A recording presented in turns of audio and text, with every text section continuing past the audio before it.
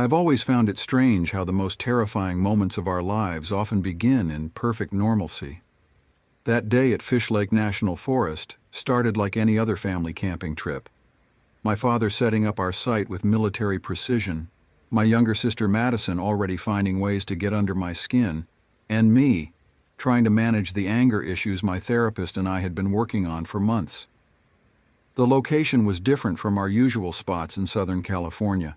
Fish Lake felt older somehow, more primordial. The three Kintz lakes formed a chain of mirror-like surfaces, each reflecting the dense Utah forest surrounding them. We'd chosen the middle lake, though now I wonder if it chose us. I should mention that I'm no stranger to the unexplained. Growing up in what I'm pretty sure is a haunted house, I'd learned to recognize the signs of something otherworldly. The subtle shifts in atmosphere, the way spaces can feel wrong without anything visibly amiss.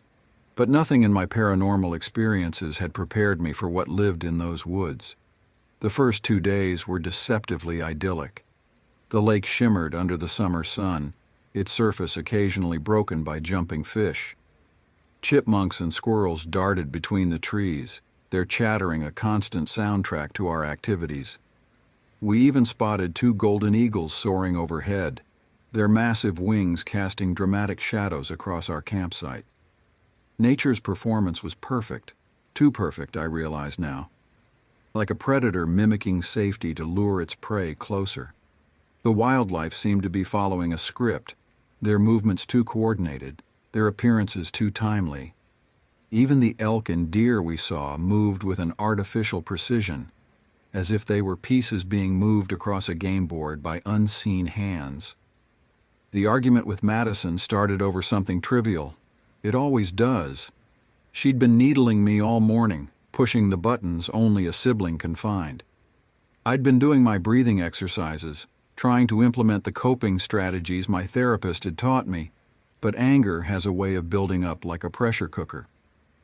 "You're such a freak," she'd said, after I'd asked her for the 3rd time to stop humming the same tune repeatedly.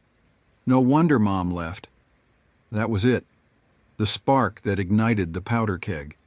I felt the familiar rush of rage, the way it clouds your vision and turns your thoughts to static.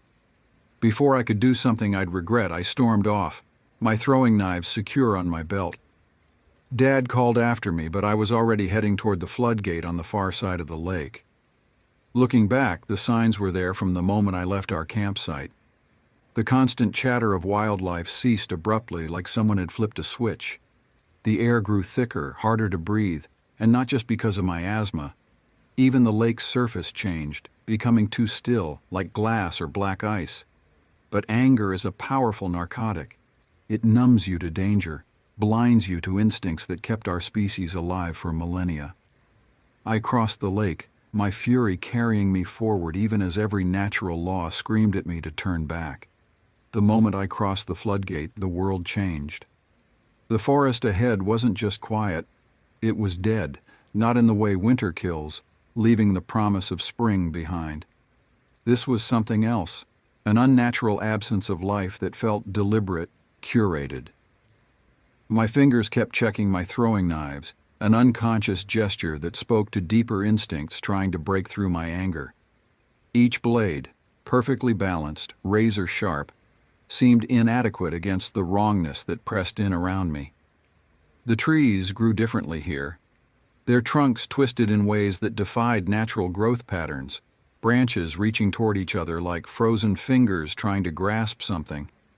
The ground felt spongy underfoot, giving slightly with each step as if the earth itself was hollow beneath a thin crust of soil. The squirrel's corpse was my first warning. It lay unnaturally posed, limbs arranged too precisely to be random. No flies buzzed around it. No ants worked to break it down. Nature's cleanup crew was conspicuously absent, as if even they knew better than to venture here. I stepped around it carefully, but that was just the beginning. The trail of dead things led me deeper into the woods. A rabbit with its eyes missing. A fox that looked mummified despite being recently killed. Each corpse was staged, positioned like pieces in a grotesque art installation. When I stopped to catch my breath, my asthma making itself known, I noticed how the silence had weight. It pressed against my eardrums like deep water pressure, making them ache. The nausea hit then, a deep, primal reaction to something my conscious mind couldn't yet process. The feathers caught my attention, golden brown, scattered in an unnatural spiral pattern. Each one was perfectly placed, leading to the hawk's remains. But this wasn't simple predation. The bird had been taken apart with surgical precision, its parts arranged in a pattern that seemed to mean something, like a message written in a language of bone and feather. This was the moment my anger finally broke, shattered by rising terror. Reality seemed to shift around me, the trees bending in ways that hurt my eyes to watch. The forest ahead rippled like heat waves, but the air was cold enough to make my breath fog. The snap of the branch wasn't natural. It was too deliberate, too precise, like someone snapping a pencil to get your attention. When I turned, the thing was already there, as if it had been waiting for me to notice it. How do you describe something that shouldn't exist? Its form seemed to shift between moments, like trying to focus on a word written in water. The closest I can come is this. Imagine a shadow gaining depth, becoming three-dimensional but remaining somehow flat at the same time. Its limbs moved wrong, bending at impossible angles, too long and too numerous to count consistently. Those eyes, though, they were the only solid thing about it. White, but not like any white in nature. They glowed with their own inner light like miniature dead stars. They held intelligence, ancient and alien, and an absolute hatred for everything living. But it was the hands that feature most in my nightmares. Human hands, perfectly formed except for their size and those filthy claws. Blood-stained fingers that looked capable of delicate manipulation, the kind needed to arrange dead animals in careful patterns. To take apart a hawk with surgical precision, I ran. Everything my father had taught me about wilderness survival vanished, replaced by pure animal panic. My lungs burned, each breath feeling like inhaling glass. The thing moved behind me, not running but flowing like oil spilling uphill. I could hear it moving through the trees, a sound like wet leather sliding over stone. It was playing with me, I realized. It could have caught me at any time, but it was enjoying my terror, feeding on it maybe. The shoreline appeared ahead, sunlight glinting off the lake's surface. I was almost there when it grabbed me. Those human fingers, impossibly strong, wrapped around my ankle. I felt the claws sink in, felt hot blood run into my boot. I kicked back blindly and pulled free, leaving skin behind. I made it back to camp with a story about falling already prepared. Dad cleaned and bandaged the wounds, 5 perfectly parallel cuts that seemed to resist healing. Madison's anger was forgotten, replaced by concern at my pale face and shaking hands. That night, I listened to the normal sounds of camping, Dad's soft snoring, the crackle of our dying fire, Madison's midnight mumbling. But under those sounds, at the edge of hearing, I caught something else. A wet sliding sound from the tree line, and what might have been fingers, human fingers, gently tapping on our tent's outer wall. The cuts on my ankle still haven't healed properly. They leak a clear fluid that seems to glow faintly in absolute darkness. Sometimes I catch movement in mirrors, something long-limbed and dark flowing just out of sight. And every now and then I dream of those eyes, that hatred, and wake to find strange patterns of dead insects arranged on my windowsill. I've spent weeks researching what I encountered, diving deep into folklore and cryptozoology. The closest I've come are obscure references in Ute legends to something they called the Long Walker, a thing that was ancient when their ancestors first came to the region. They left warnings carved in rock about places where the world was thin, where things could slip through from somewhere else. The Middle Kint's Lake appears in some of these stories, though translations are uncertain. Something about it being a door that should stay closed, or a place between places. The warnings are clear, though. Don't go into those woods alone. Don't follow the trails of dead things, and never ever run from what you find there. It just makes it hunt harder. I know now why the wildlife at Fish Lake seemed so artificial, so staged. They weren't real animals at all. They were lures, copies created by something that didn't quite understand what it was copying. The entire lake ecosystem might be nothing but an elaborate trap, a way to draw in prey that can feel fear, that can run. I won't go back to Fish Lake. I can't. But sometimes, on very dark nights, I wonder if it matters. Because lately I've been finding dead squirrels in my backyard, each one carefully arranged, pointing toward my bedroom window.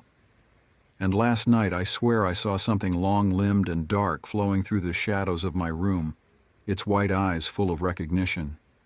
Maybe you can't leave Fish Lake at all. Maybe once it notices you, you're already caught.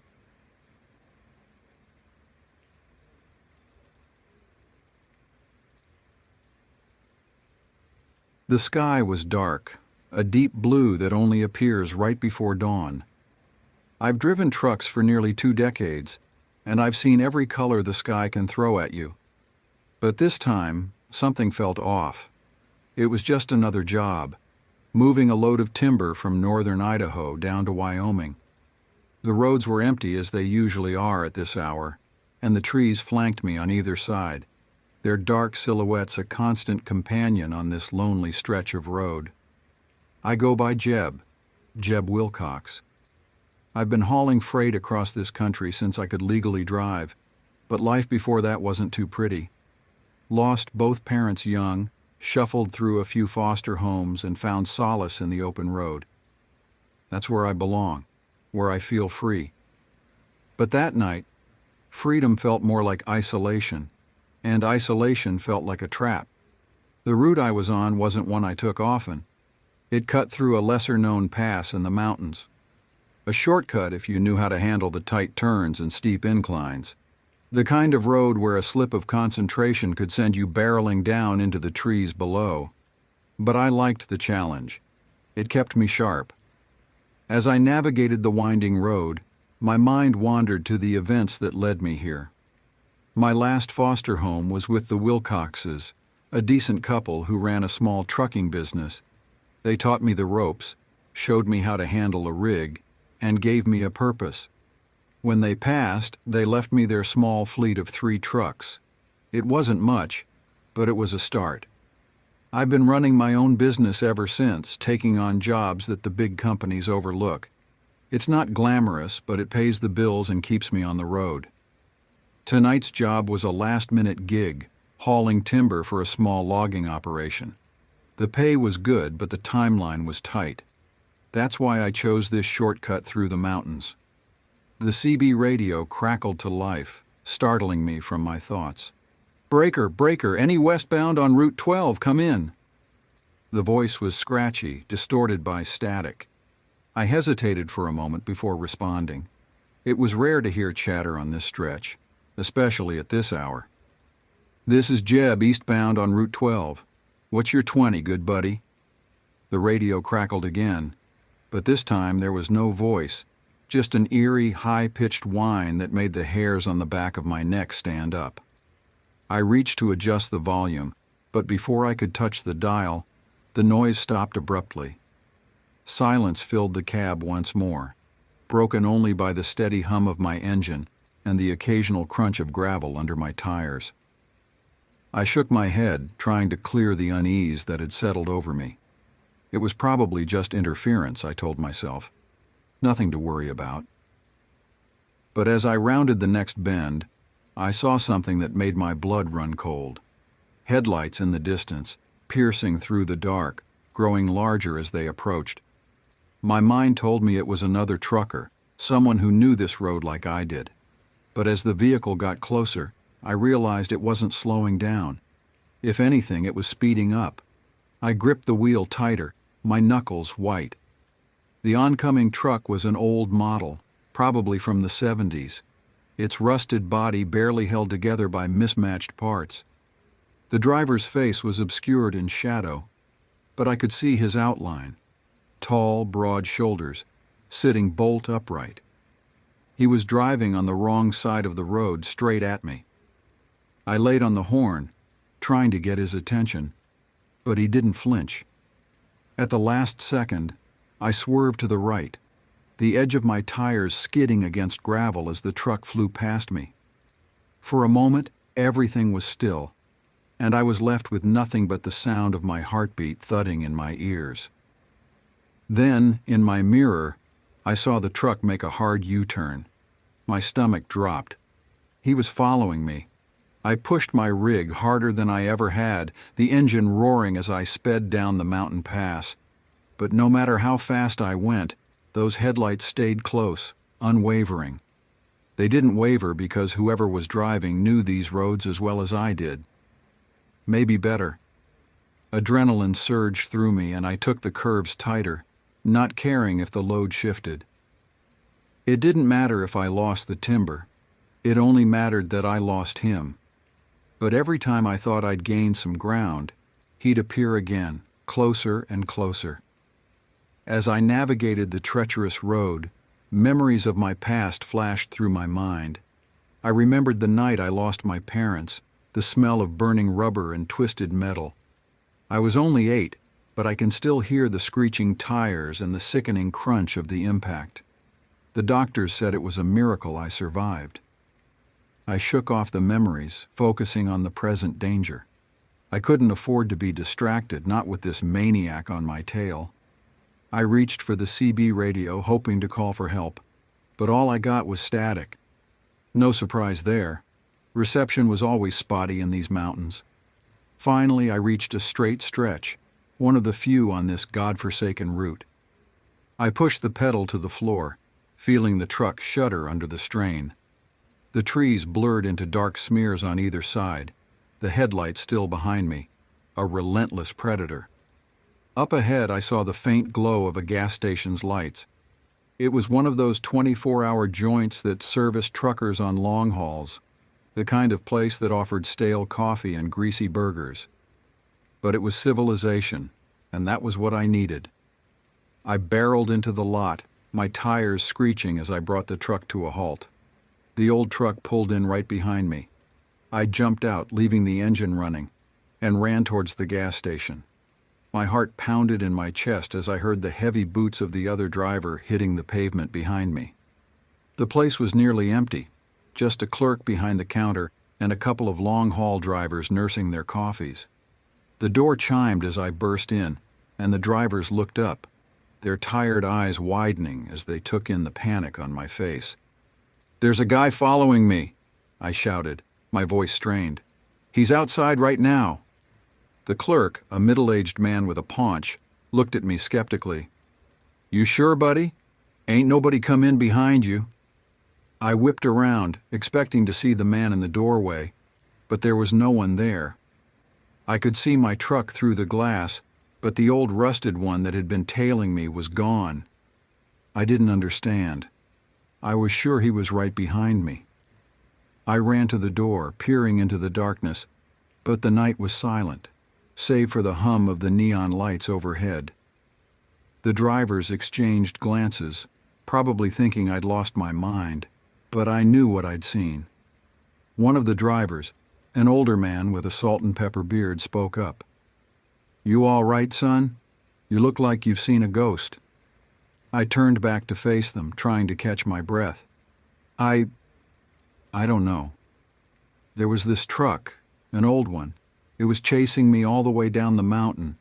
The driver, something wasn't right about him. The other driver, a younger guy with tattoos covering his arms, leaned forward. "What do you mean not right?" I shook my head, struggling to find the words. "He was, I don't know. There was something off about him. The way he drove, the way he looked, it wasn't natural." The clerk stepped out from behind the counter, concern replacing his earlier skepticism. "Why don't you sit down, have some coffee? You're shaking like a leaf." I nodded, suddenly aware of how exhausted I felt. The adrenaline was wearing off, leaving me drained. I slumped into a chair at the counter, and the clerk poured me a cup of coffee. It was bitter and strong, but I welcomed the warmth. As I sipped the coffee, the older driver introduced himself as Frank. "Been driving these roads for 30 years, he said. "Seen some strange things, but nothing like what you're describing." The younger driver, who called himself Mitch, chimed in. "You sure it wasn't just some drunk? Lots of idiots out there who think they can drive after a few too many." I shook my head. No, this was different. The way he drove, it was like he knew every curve of the road, even in the dark. And when I saw him in my rear view, I trailed off, remembering those empty sockets where eyes should have been. Frank leaned in closer. What did you see?" I hesitated, knowing how crazy it would sound. His face, it wasn't right. His skin was too tight, and his eyes, I couldn't see his eyes. A heavy silence fell over the group. Even Mitch, who had seemed skeptical, looked unsettled. The clerk broke the silence. "Look, why don't you stay here for a bit? Rest up, make sure you're okay to drive. I've got a couch in the back if you want to catch some sleep." I nodded gratefully. The thought of getting back on the road right away made my stomach churn. "Thanks. I appreciate it." As I followed the clerk to the back room, I couldn't shake the feeling that this wasn't over. Whatever I had encountered out there on that lonely mountain road, I had a sinking feeling it wasn't done with me yet. I must have dozed off on the couch because the next thing I knew, Frank was shaking me awake. "Hey, Jeb, sorry to wake you, but I thought you should know. There's been some chatter on the CB about a ghost truck causing trouble up in the pass." I sat up, suddenly wide awake. "What kind of trouble?" Frank shook his head. "Nothing specific, just truckers reporting near misses with an old rig that seems to appear out of nowhere. Some say it's been happening for years, but it's picked up recently." I felt a chill run down my spine. Did anyone mention what the truck looked like? "Yeah, that's the thing. They all describe it the same way. An old model, rusted out, mismatched parts. Sound familiar?" I nodded, my mouth dry. "That's the one that was chasing me." Frank sat down next to me, his face serious. "Look, Jeb, I've been on these roads a long time. I've heard all kinds of stories, but I've never put much stock in them. Ghost stories, urban legends, they're just ways for us to pass the time on long hauls. But what you're describing, I don't know, it's got me worried." I appreciated Frank's concern, but it didn't do much to ease my nerves. "What do you think I should do?" He sighed, rubbing his beard thoughtfully. "Well, you've got a job to finish, right? Can't just abandon your load. But maybe stick to the main roads for now. Avoid that shortcut through the pass." I nodded. It would mean a longer drive, but after what I'd experienced, I was more than willing to take the extra time. As I prepared to leave, Mitch approached me. He looked uncomfortable, shifting from foot to foot. "Hey man, I wanted to apologize for earlier. I shouldn't have brushed off what you were saying." I waved off his apology.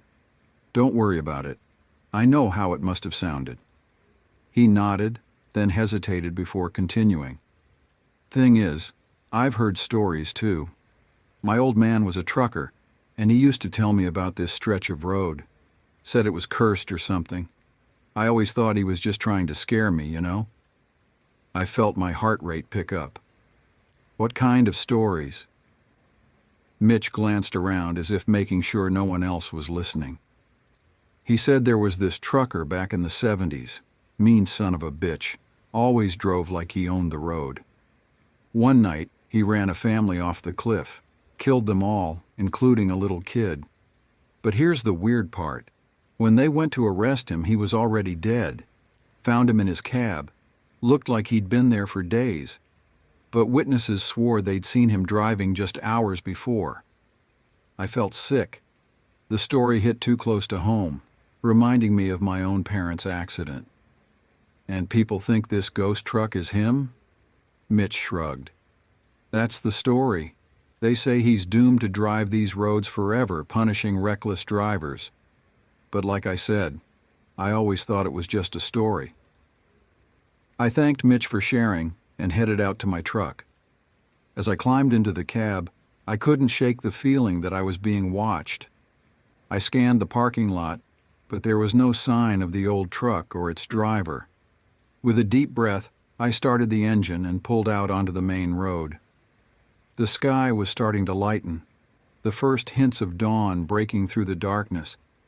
I should have felt relieved, but instead I felt exposed. In the dark, at least I could see those headlights coming. In the light of day, who knew where the danger might be lurking? The next few hours passed without incident.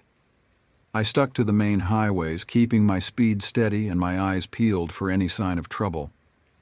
The CB radio remained quiet, save for the occasional trucker exchanging pleasantries or warning about speed traps.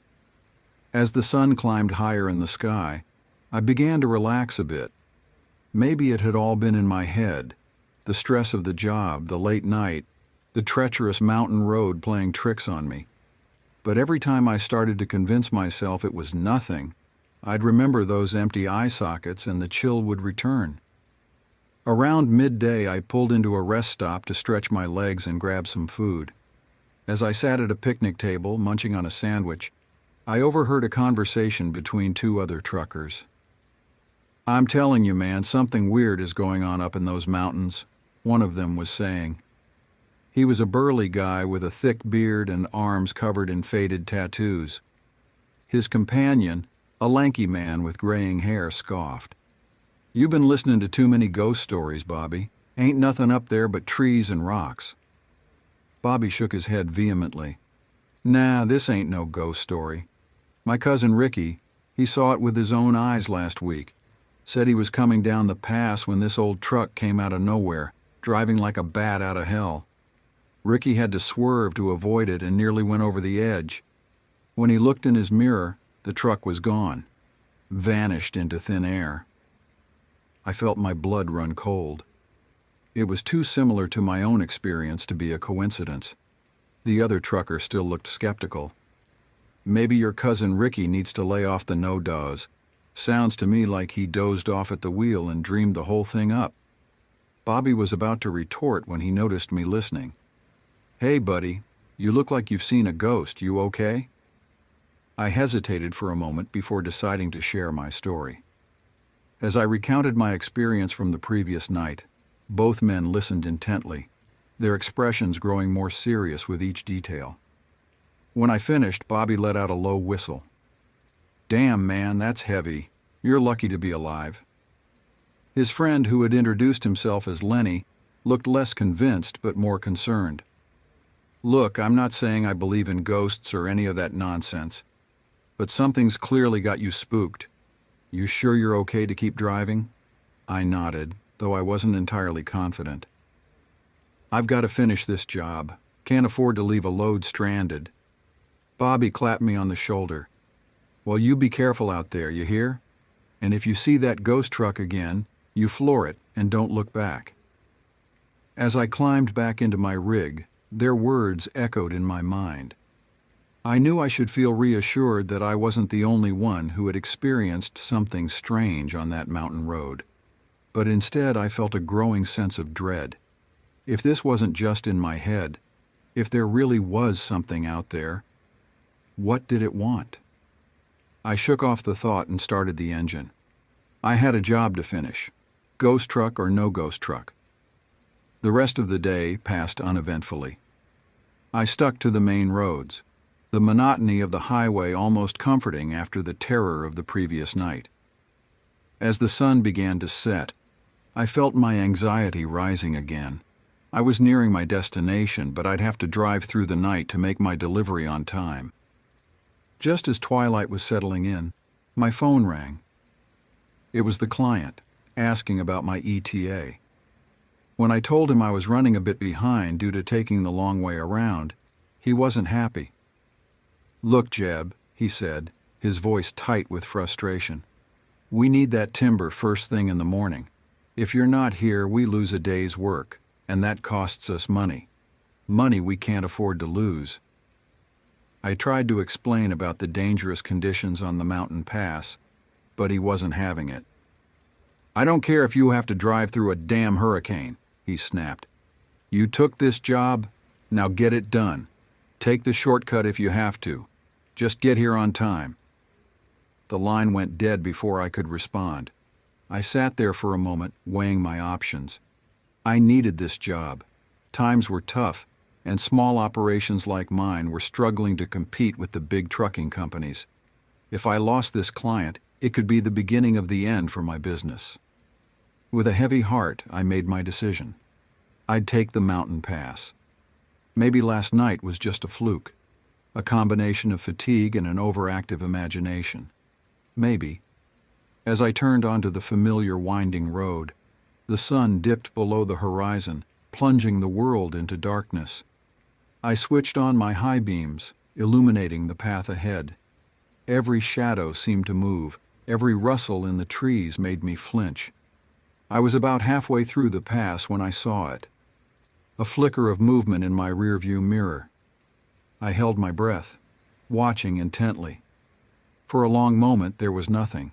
Then suddenly headlights appeared, growing larger by the second. My heart began to race. It was happening again. I pressed down on the accelerator, urging my truck faster around the treacherous curves. The headlights behind me grew closer, their harsh glare filling my cab with an eerie light. I rounded a sharp bend and gasped. There, parked in the middle of the road, was the phantom truck. Its rusted body gleamed dully in my headlights, and behind the wheel sat the figure I'd seen the night before. I slammed on the brakes, my truck skidding on the gravel. I was going too fast, the turn too sharp. I felt the trailer begin to tip, and then the world was spinning. There was a deafening crash, the shriek of tearing metal, and then silence. I don't know how long I was out. When I came to, I was hanging upside down in my cab, held in place by my seatbelt. Every part of my body ached, and I could taste blood in my mouth. Through the shattered windshield, I could see trees, their branches reaching towards me like gnarled fingers. With shaking hands, I unbuckled my seatbelt, crying out as I fell onto the roof of the cab. I crawled out through the broken window, glass crunching under my hands and knees. As I stumbled to my feet, I surveyed the damage. My truck was a wreck. The trailer had broken free and spilled its load of timber across the road. It was a miracle I was alive. Then I remembered what had caused the crash. I spun around, searching for the phantom truck, but the road was empty. Had I imagined it? Was it all in my head? As if in answer to my unspoken question, I heard the rumble of an engine. From around the bend came the old truck, moving slowly now, almost leisurely. It came to a stop a few yards away from me, and the engine cut out. For a long moment, nothing happened. Then, slowly, the driver's door creaked open. The figure that stepped out was tall, unnaturally so. It moved with a jerky, unnatural gait as it approached me. I wanted to run, to hide, but I was frozen in place. As it drew closer, I could make out more details. The too tight skin, the twisted sneer, and those horrible empty eye sockets. It stopped just a few feet away from me, its head cocked to one side as if studying me. When it spoke, its voice was like gravel being crushed. "You drive recklessly," it said. "You endanger lives." I shook my head, finding my voice at last. "No, I was being chased. You were chasing me." The figure seemed to consider this. "I chase those who need to be taught a lesson, those who value speed over safety, profit over lives." Suddenly I understood. This wasn't some mindless phantom. It was a judge, jury, and executioner for reckless drivers, and in its eyes, or lack thereof, I was guilty. "Please," I begged, "I'm not like that. I was just trying to do my job, to survive." The figure was silent for a long moment. Then, to my surprise, it nodded. "You have been tested," it said, "and you have learned. Remember this night, Jeb Wilcox. Remember the cost of recklessness." With that, it turned and walked back to its truck. As it climbed into the cab, I found the courage to speak again. "Wait. Who are you? What are you?" The figure paused, one foot on the running board. I am the consequence of a life lived without care for others. I am the price of putting profit before safety. I am the ghost of a man who learned his lesson too late. And now, I make sure others don't make the same mistake." With that, it climbed into the truck. The engine roared to life, and before I could say another word, it was gone, disappearing around the bend as if it had never been there at all. I stood there for a long time, trying to process what had happened. Eventually, I heard sirens in the distance. Someone must have reported the crash. As the flashing lights drew closer, I knew I had a decision to make. Would I tell them what really happened? Would anyone believe me if I did? In the end, I kept the truth to myself. I told the police I had swerved to avoid a deer, losing control on the sharp turn. They cited me for reckless driving, and my insurance premiums went through the roof. But I was alive, and I had learned a valuable lesson. I still drive trucks, but now I stick to the main roads. I take my time no matter how much clients complain about deadlines, because I know the truth. Out there on the lonely mountain roads, there's something watching, something waiting for drivers who push too hard, who take unnecessary risks. And if you're not careful, you might just meet the phantom trucker yourself. But take it from me, that's one fare you don't want to pay. Years have passed since that night on the mountain pass. I've told this story a few times, usually late at night at truck stops when the coffees run out and drivers are swapping tails to stay awake. Most don't believe me. They nod and smile, chalking it up to another campfire story meant to spook newbies. But every now and then, I'll see a flicker of recognition in someone's eyes. They'll pull me aside later, voice low, and share their own encounter. Different details, same phantom truck, and I'll know I'm not alone. I often wonder about the phantom trucker. Was he real or just a manifestation of my guilty conscience? A hallucination brought on by stress and fatigue? Or something more? A spirit cursed to roam the highways, teaching harsh lessons to those who need them most? I don't have answers, but I do know this. Every time I get behind the wheel, I remember that night. I remember the consequences of putting speed before safety, profit before lives. And I drive a little more carefully, a little more mindfully. Because out there on the dark, lonely roads, something is watching. And it's got a lesson to teach, whether you're ready to learn it or not.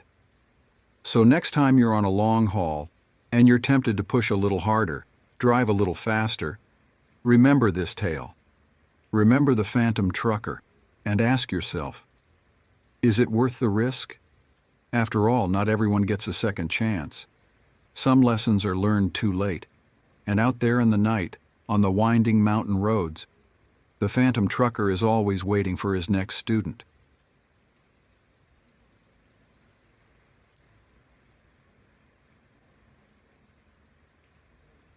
The mountains have a way of keeping secrets. I learned this the hard way 5 years ago, on a November night that changed everything I thought I knew about fear. But to understand what happened that night, you need to understand who we were back then. I was 25, working as an environmental engineer in Richmond, Virginia. My best friend Ryan and I had been avid outdoorsmen since our sophomore year at Virginia Tech, where we'd bonded over our shared love of pushing limits.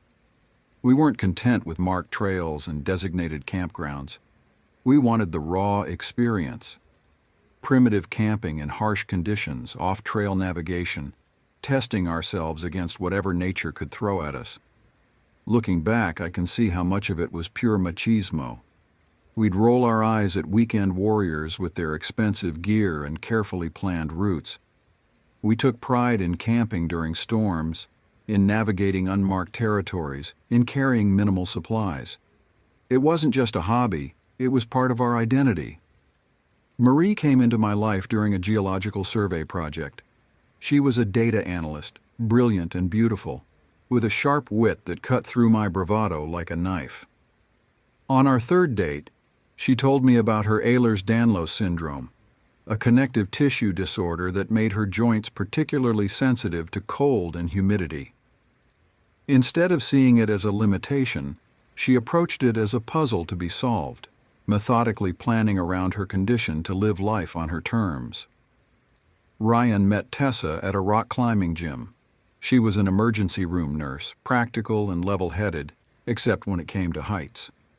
She was determined to conquer her fear of elevation, and Ryan was more than happy to help. They'd been dating for 8 months when everything happened. The tension had been building for weeks. Marie and Tessa had been increasingly vocal about feeling excluded from our outdoor adventures.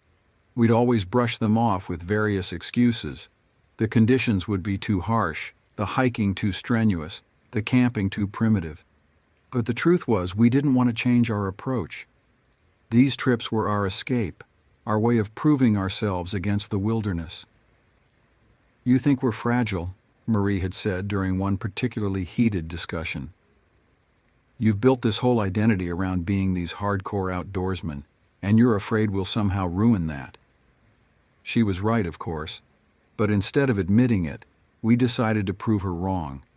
We'd take them on one of our typical trips. No compromises, no special accommodations. We'd show them what real camping was like. That decision would come back to haunt us.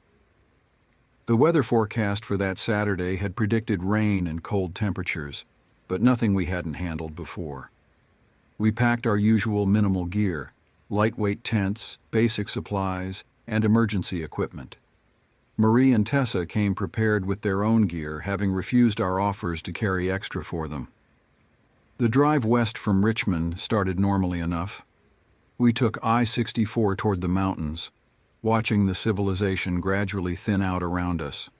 The temperature dropped steadily as we gained elevation, the car's dashboard showing the decline.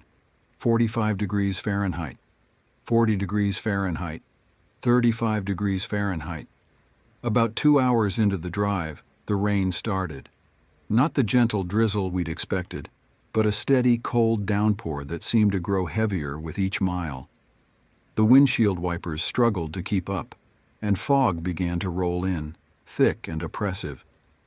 "Maybe we should find a designated campground," Tessa suggested from the back seat, her voice carefully neutral. "Just for tonight. We can do your secret spot another time." "It'll be fine," Ryan assured her, though I caught his worried glance in the rearview mirror. "The spot's sheltered from the wind, and we've camped there in worse conditions." Marie was quiet beside me, but I could feel her tension. She'd taken extra pain medication before we left, anticipating the effect the weather would have on her joints. I should have listened to that silent protest, should have seen it as the warning it was. The last town we passed through was barely more than a crossroads, a gas station, a small diner, and a dollar store with faded signs. We stopped for a final bathroom break and to check our supplies. The gas station attendant, an older man with weathered features, watched us with obvious concern. "Heading up to the mountains?" he asked as we paid for some additional hand warmers. "Yes, sir," Ryan replied. "Just doing some camping." The man's face tightened. "Bad night for it. They're calling for the temperature to drop into the low 30s. Plus, there's been some strange reports lately." "Strange reports?" Marie asked. "Missing hikers," the man said, his voice dropping. "Couple of hunters found some abandoned camps last week, way off any marked trails. Rangers say it might be bears, but—" He shook his head. "Bears don't take people's supplies and leave their food behind." We brushed off his warning, of course. We were young and arrogant, convinced that our experience made us immune to whatever dangers might lurk in the mountains. Besides, we'd heard similar stories before, local legends meant to spook tourists and keep them on marked trails. The final stretch of road was the worst. The pavement gave way to gravel, then to a rutted Forest Service road that switched back and forth up the mountainside.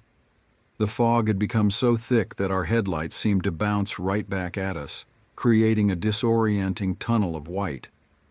Ryan was navigating from the back seat, using his GPS to guide us to our secret spot. The overlook wasn't marked on any official maps, We'd discovered it 2 years ago during one of our more ambitious explorations. It was technically part of a scenic pull-off area, but we'd found a hidden trail that led down a treacherous rock scramble to a relatively flat area, perfect for camping. The fact that camping there was illegal had only added to its appeal. We'd made it our personal hideaway, a place where we could escape the rules and restrictions of designated campgrounds. We'd never encountered another soul there, which should have been our first warning sign. When we finally pulled into the Overlook's parking area, night had fully descended. The city lights were barely visible through the fog and rain, appearing as distant, wavering stars. The temperature display on my dashboard read 34 degrees Fahrenheit, and the wind howled around us like a banshee, carrying with it the promise of even colder temperatures to come. "This is it?" Tessa asked, her voice tight with anxiety as she peered through the rain-streaked windows. "Just wait," Ryan said, already reaching for his gear in the trunk. "The spot at the bottom of the trail is sheltered from the wind. It'll be perfect once we get a fire going." We started unloading our gear, trying to keep everything as dry as possible under the trunk lid. That's when Ryan made the mistake that would set everything in motion. In his hurry to get out of the rain, he shut the driver's door with the keys still in the ignition. The sound of the automatic locks engaging was like a gunshot in the night. "No, no, no," Ryan muttered, yanking frantically at the door handle. "This can't be happening." But it was. We were 20 miles from the nearest town, with no cell service, in freezing rain. Our only shelter was locked away from us, along with most of our emergency supplies. Marie was already shivering despite her layers, and I could see the pain starting to show in her face. The cold and humidity were affecting her joints, just as she'd feared they would. "We need to get down to the camping spot," I decided. "At least we can get out of this wind and try to get a fire started. I'll help you down first, then come back up to deal with this mess." The descent was treacherous under normal conditions, but in the rain and darkness it was downright dangerous. The rock scramble dropped about 75 feet at a steep angle, with loose stones and slick surfaces everywhere. Our headlamps were nearly useless in the fog, creating a disorienting halo of light that made depth perception impossible. We developed a system. I'd go down a section first with some of the gear, then Marie would follow, passing me the remaining supplies before I moved down again. It was slow going, but it seemed to be working. The sound of Ryan and Tessa's continued arguing faded above us as we made our way down. That's when everything changed. About 2/3 of the way down, Marie suddenly grabbed my arm with such force that I nearly lost my balance. "What's that?" she whispered, pointing her headlamp beam slightly down and to our left. The beam cut through the fog, illuminating something that shouldn't have been there. At first, I thought it was just some debris, maybe a tarp that had blown off someone's camping gear and gotten caught on the rocks. It was just lying there, a dark shape against the darker stones. But then I noticed something else, something so out of place it seemed almost surreal. Next to the tarp sat a plastic shopping basket, the kind you'd carry around a grocery store. It was just sitting there on the steep incline, as if someone had set it down while shopping in this impossible place. "Oh, nice, free tarp," I said, trying to sound upbeat despite the growing unease in my gut. Something about the scene felt deeply wrong, but I couldn't quite put my finger on why. I started to move toward the tarp, thinking we could at least use it for additional shelter in this weather. That's when I saw it move. Not from the wind. This was different. This was the movement of something living. Marie's grip on my arm tightened to the point of pain. Is that a person under there?" I wanted to tell her she was being ridiculous. We were miles from civilization, on an unmarked trail in freezing rain. No one could be sleeping here, especially not on this steep, rocky incline. It had to be the wind playing tricks on us. But then the tarp moved again, and this time there was no mistaking it. Someone, was waking up underneath. "Run," I whispered. but Marie was already scrambling back up the slope, sending loose rocks clattering down around us. From under the tarp came a sound that still haunts my dreams, a low guttural moan that seemed barely human. I turned off my headlamp and froze, listening as stones shifted below us. Whoever was down there was moving around. Against my better judgment, I called out, "Hello? Are you okay? Do you need help?" The only response was silence, broken only by the sound of more rocks being disturbed. Then, barely audible over the wind and rain, I heard something that made my blood run cold, the soft sound of laughter, high and thin, like the sound a child might make while playing hide-and-seek.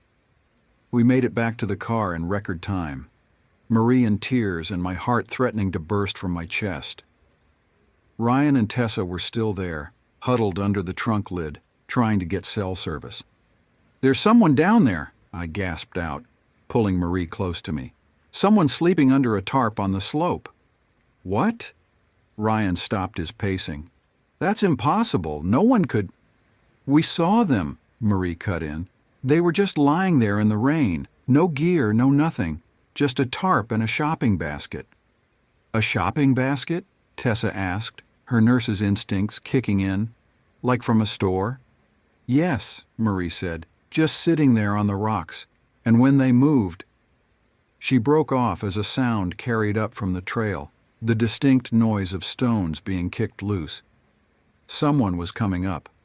We huddled together under the trunk lid, straining our eyes against the darkness. Ryan had finally managed to get a weak cell signal and was frantically trying to contact a locksmith. The minutes crawled by like hours. Every sound from the forest made us jump. The rain continued to fall and the temperature kept dropping. Marie was shaking uncontrollably now, both from cold and fear. Finally, after what seemed like an eternity, headlights appeared on the access road. The locksmith had arrived. He was an older man, probably in his 60s, with the weathered look of someone who'd spent his life in these mountains. As he worked on the car door, we told him what we'd seen. His face grew increasingly grave as we spoke. When we finished, he shook his head slowly. "You kids need to get out of here," he said, his voice low and serious. "I've lived in these parts for 40 years. Every few years, hikers go missing up in these mountains. Some turn up dead, some never turn up at all." He paused in his work, looking each of us in the eye. "Last month, police found a camp about 5 miles from here. Everything was still there: tent, sleeping bags, food. But the people? Gone. And the strange thing was, there was a shopping basket there too, full of things that hadn't come from any store around here." A chill that had nothing to do with the temperature ran through me.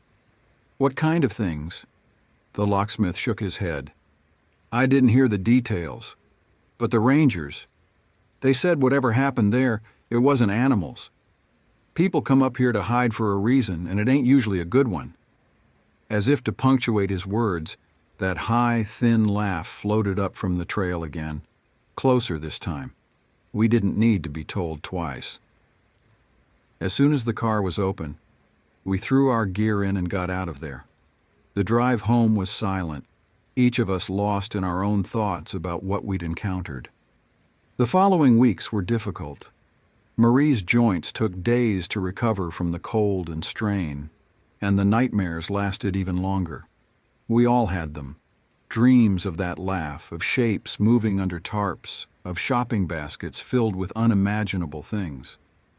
Ryan and I tried to research the area's history, looking for any pattern in the disappearances the locksmith had mentioned. We found more than we wanted to know. Over the past 20 years, dozens of hikers had gone missing in those mountains. Some were found dead from exposure or accidents, but many were never found at all. And there were other stories whispered about in local bars and ranger stations. Stories of camps found abandoned but undisturbed, of strange sounds in the night, of figures seen moving through the fog where no one should be. And always, there were the shopping baskets, appearing in places they had no right to be, filled with things that made no sense. The police were no help. When we finally worked up the courage to report what we'd seen, they took our statement but didn't seem surprised. "We get reports like this every few months," the officer told us, "but without evidence." He left the sentence hanging, but his meaning was clear. Whatever was happening in those mountains, law enforcement either couldn't or wouldn't do anything about it. I've spent countless nights since then trying to make sense of it all. Who was that person? How did they get there? Were they running from something or someone? The shopping basket particularly haunts me. Such a mundane object in such an impossible place, like finding a coffee maker at the bottom of the ocean. But what really keeps me awake at night is the realization of how naive we'd been. We'd treated the mountains like our personal playground, never considering the human dangers that might lurk in those remote places. We'd gone out there poorly prepared, with no way to call for help, no one knowing where we were, in terrible conditions, all because of our own arrogance. The mountains taught us a harsh lesson that night. Nature isn't the only thing to fear in the wilderness. Sometimes the most dangerous predators are the ones that walk on two legs, and sometimes the most terrifying things are the ones that seem the most out of place. Like a shopping basket on a steep mountain slope, or a laugh in the darkness where no one should be. I still camp occasionally, but never at night anymore, and never without letting someone know exactly where I'm going. Marie and Tessa have never asked to come along again, and Ryan and I never returned to that overlook. Some places, once touched by darkness, are better left alone. Ryan and Tessa eventually broke up. The strain of that night, combined with their argument about the keys, was too much for their relationship. Ryan moved to Colorado a year later, saying he needed a fresh start, but I know he was running from the memories. Marie and I stayed together, stronger for having survived that night. We still enjoy the outdoors, but we stick to marked trails and crowded campgrounds now. Sometimes safety in numbers isn't just a saying. Every now and then, when the wind howls just right and the rain taps against my window, I find myself wondering if that figure is still out there, huddled under a tarp on that steep slope, waiting for the next group of naive campers to stumble upon their hiding place. And I think whatever lucky stars were watching over us that night, that we never found out what they were hiding from, or what they were hiding for. But sometimes, in my darkest moments, I wonder about those shopping baskets. I wonder where they come from, and what they contain. And I wonder if somewhere in some store we can't find on any map, there's a shelf getting emptier, basket by basket, as they make their way into the mountains. Last month I was shopping at a local grocery store when I saw something that made my blood freeze. In the stack of shopping baskets by the entrance, one was different from the others. It was older, weather-worn, with traces of rust on the metal and dark stains that might have been mud or something else. But what caught my eye was the small symbol etched into the handle. Two intersecting triangles, like a crude representation of mountains. I'd seen that symbol before, scratched into rocks along the trail that led to our old camping spot. The cashier noticed me staring at it. "Oh, that old thing," she said. "Someone dropped it off this morning. We were going to throw it away, but..." She shrugged. "Waste not, want not." "Did you see who brought it in?" I asked, trying to keep my voice steady. "Funny thing," she replied. "Security cameras showed someone leaving it there before opening, but the footage was too blurry to make out anything except..." She hesitated. "Well, it looked like they were wearing some kind of tarp." I left the store without buying anything. When I got home, I started researching those intersecting triangles. It took weeks of digging through old forums and local history archives, but eventually I found something. The symbol appeared in reports dating back to the 1800s, when the first settlers pushed into those mountains. They called it the Wanderer's Mark, and it was supposedly used by a group that lived in the deepest parts of the range. Not lived in cabins or towns, mind you. Just lived. moving from place to place, sleeping on rocky slopes and in hidden valleys, gathering things from the civilized world and taking them back into the wilderness. The settlers wrote about finding their camps, just tarps and strange collections of everyday items, always including those distinctive baskets. The stories said they were people who'd gone into the mountains and never came back out. Not because they couldn't, but because they chose not to. Something about the wilderness had changed them, turned them into something that wasn't quite human anymore. They became what the settlers called the in-between folk, not fully wild, but no longer civilized either. The most disturbing part? The stories said they were still recruiting, still looking for others to join them. They'd watch from the shadows as people passed through their territory, judging who might be ready to leave the world behind. The shopping baskets were supposed to be invitations of sorts. If you found one, they'd been watching you. I haven't told Marie about any of this. She's finally stopped having nightmares about that night, and I don't want to start them again. But sometimes I catch her looking at the mountains with a strange expression, like she's remembering something she's tried to forget. Ryan called me last week, the first time I'd heard from him in months. He was drunk, his words slurring together, but what he said chilled me to the bone. "I saw one yesterday," he said, "at my local grocery store in Denver, one of those baskets with the mark on it, and I swear, man, I swear I heard that laugh again, that high, thin laugh just like that night. They followed me here. They're everywhere now." I tried to tell him it was just his imagination, that he was letting old memories get to him. But then he said something that made me wonder. "Do you remember what was in that basket that night?" he asked. "The one on the slope?" "We never looked inside it," I reminded him. "No," he said. "But I saw it later when we were climbing back up just for a second in my headlamp beam. It was full of car keys, dozens of them, like they were collecting them, like they were making sure people couldn't leave." I hung up after that. I didn't want to hear any more. But late that night I found myself going through old photos from our camping trips, looking for anything we might have missed. In one picture, taken about a month before that final night, there's something in the background I'd never noticed before. Behind a tree, barely visible in the gathering dusk, there's a shape that might be a person wearing a tarp. And in their hand, there's something that could be a shopping basket. They'd been watching us all along. I don't go into grocery stores anymore. I order everything online or send Marie, and I've started noticing things.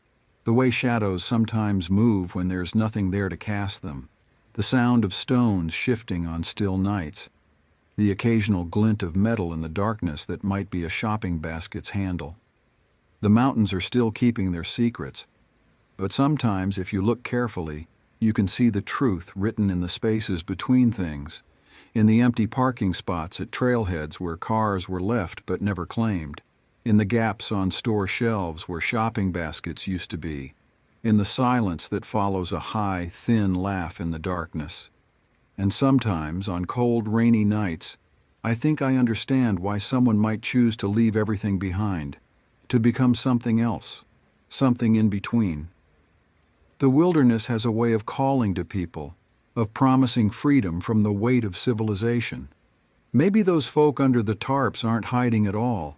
Maybe they're exactly where they want to be. But I'll never know for sure. And that's probably for the best. Because last week, I found a shopping basket on my front porch. It had the mark on the handle, those two intersecting triangles. Inside was a single item, a tarp, neatly folded, with a note that read, "We're still waiting." I burned the note and the tarp and threw the basket in the river. But sometimes, when I look at the mountains on the horizon, I can't help but wonder, are they watching me right now? And more troublingly, why do I sometimes find myself wanting to watch back?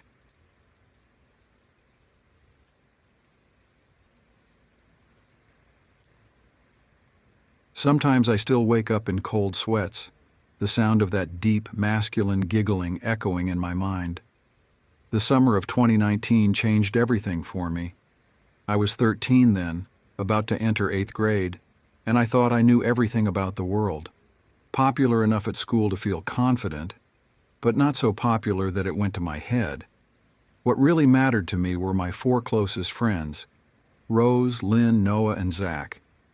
We were inseparable that summer, our friendship forged through countless adventures and shared secrets.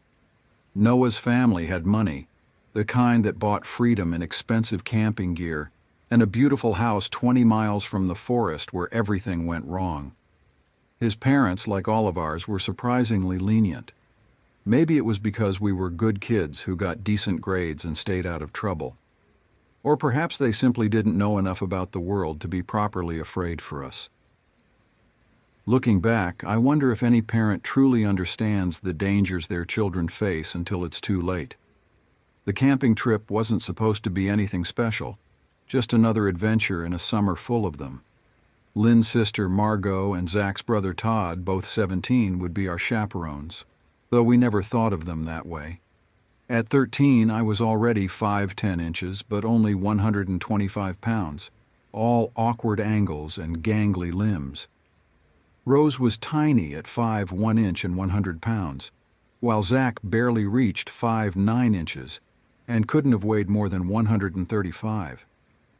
Noah and Lynn were 14, caught in that strange space between childhood and adolescence. None of us were prepared for what was coming. The forest seemed perfect when we arrived. The trees stood tall and proud, their branches creating a natural canopy that filtered the sunlight into gentle patterns on the ground. We found our camping spot easily, a small clearing that looked like it was made just for us. The lake nearby sparkled invitingly, its surface smooth as glass, until we disturbed it with our swimming and laughter. Setting up camp was a team effort. We pitched 2 tents about 4 feet apart, close enough to feel connected but far enough for privacy. The girls would share one tent while the boys took the other. 20 feet away we built our fire pit, arranging logs around it for seating. Everything felt right, peaceful, exactly as it should be. That afternoon we lived in our own private paradise. The lake water was cool but not cold, perfect for swimming and splashing around. We played ridiculous games, had underwater handstand contests, and tried to catch the tiny fish that darted around our feet. The sun warmed our skin, and our laughter echoed through the trees. It felt like we were the only people in the world. As evening approached, we gathered around the fire. Todd taught us how to build it properly, explaining about tinder and kindling in that patient way older siblings sometimes have. The flames cast dancing shadows on our faces as we roasted hot dogs and marshmallows. We told ghost stories, but the kind that made us laugh more than shiver. The forest at night was alive with sounds, crickets chirping, owls hooting, leaves rustling in the gentle breeze. Lynn and Margot were the first to turn in, leaving the rest of us to continue our fireside chat. We were deep in conversation about our plans for the upcoming school year when Margot suddenly reappeared, her face tight with annoyance. Someone, she said, was touching the side of their tent, running something along the fabric. We all looked at each other, knowing none of us had left the circle. Todd dismissed it as a tree branch, but something in Margot's voice made my skin crawl. Shortly after, Rose and I decided to head to bed too. In our tent, we arranged ourselves strategically without really thinking about it. I took the spot nearest the entrance, with Rose next to me, then Margot, and Lynn furthest from the door. The ground was surprisingly comfortable with our sleeping bags and pads, and the night sounds of the forest were almost hypnotic. I fell asleep quickly, feeling safe and content. The abrupt awakening at 2:15 a.m. is burned into my memory. My phone's display cast a weak blue glow in the darkness, the portable charger I'd brought for photos now seeming like a lifeline to the outside world, even though we had no signal. For a moment I lay perfectly still, trying to understand what had woken me. Then I heard it, a soft tapping on the tent's surface, moving slowly around the perimeter. And underneath that sound, barely audible but unmistakable, was the giggling. It wasn't the kind of laugh you'd expect from someone playing a prank. It was deep, almost guttural, and had an edge to it that made my blood run cold. The tapping continued, methodical and deliberate, like someone testing the fabric, looking for weak spots. I wanted to wake the others but found myself paralyzed with fear. My heart was pounding so hard I was sure everyone could hear it. After what felt like hours but was probably only minutes, the sound stopped. The silence that followed was somehow worse than the giggling. I tried to convince myself it was just one of the boys playing a prank, or that tree branch Todd had mentioned. But deep down I knew better. Something about that laugh was wrong, inhuman almost. Eventually exhaustion won out over fear, and I drifted into an uneasy sleep filled with dreams of shadowy figures and whispered laughter. Dawn brought false security. Rose woke me as sunlight filtered through the tent fabric, and for a moment, the events of the night felt like a bad dream. We planned our day over a breakfast of granola bars and fruit. The decision to split into two groups seemed logical at the time. Margot, Lynn, Rose, and I would go hiking while the boys stayed behind to fish and prepare lunch. Looking back, separating was our first major mistake. The hike itself was peaceful enough.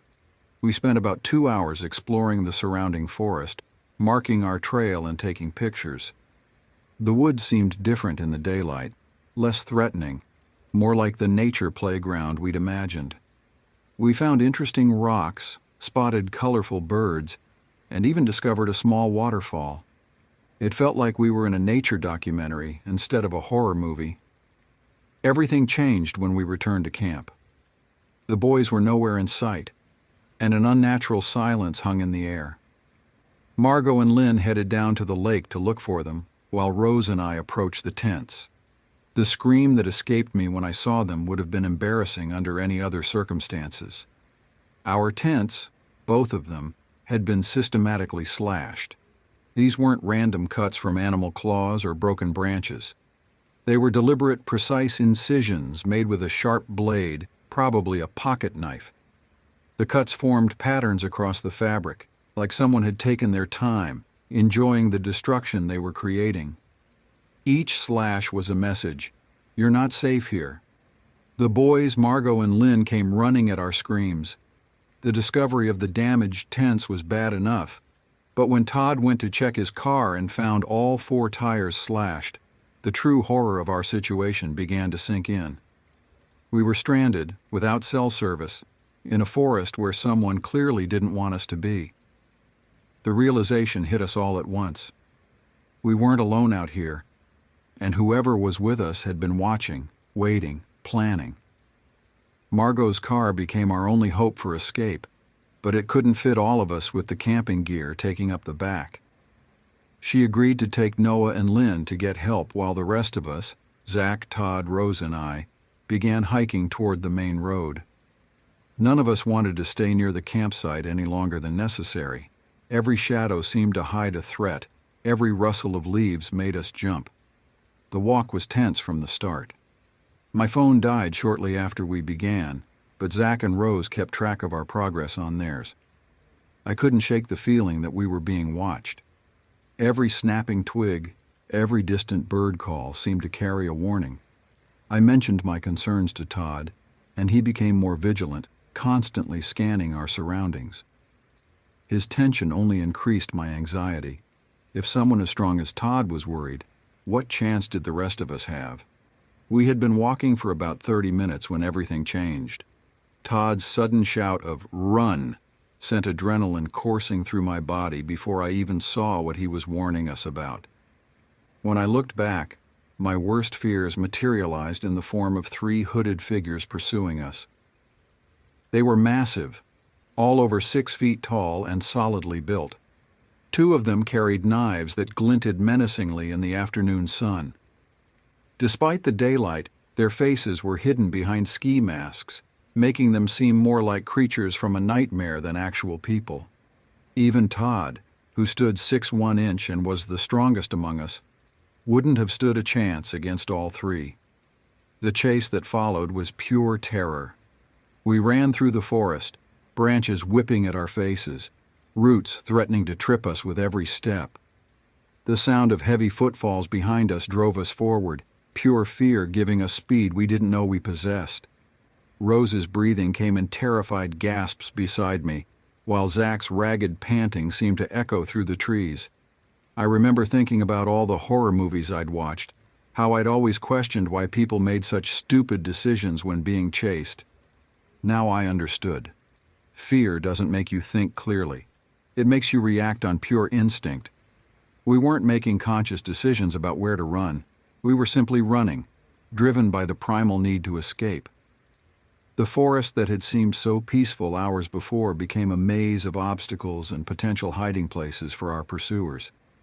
Every time we thought we'd lost them, a branch would snap behind us, or leaves would rustle, and the terror would surge anew. The weight difference between us and our pursuers became painfully obvious. While we had to dodge and weave through the undergrowth, they seemed to crash through it effortlessly. Finally, miraculously, the footsteps began to fade. Whether our pursuers tired or simply decided we weren't worth the effort, we'll never know. We made it to the main road, but we didn't stop moving, constantly looking over our shoulders as we waited for Margot to return. Every car that passed made us tense, wondering if our stalkers had somehow gotten ahead of us. The police investigation that followed was frustratingly inconclusive. They found our campsite exactly as we described it, the slashed tents, the damaged car. But there was no other evidence of our ordeal. No footprints, no fingerprints, nothing to suggest anyone else had been in those woods. They had our photos of the lake and the damaged tents, but nothing to connect them to any suspects. The investigators theorized that we might have been targeted by local troublemakers who knew the area well enough to avoid detection. But something about that explanation never sat right with me. The methodical nature of the tent slashing, the patience shown in stalking us, the coordinated pursuit, it all suggested something more organized, more sinister. Years have passed since that summer, but the memories haven't faded. I still hear that giggling sometimes in my dreams, still feel the terror of those moments in the forest. I've grown taller and stronger since then, but I've never gone camping again. Some experiences change you forever, and some fears are too rational to overcome. Each of us was affected differently by what happened. Rose threw herself into martial arts training, determined never to feel helpless again.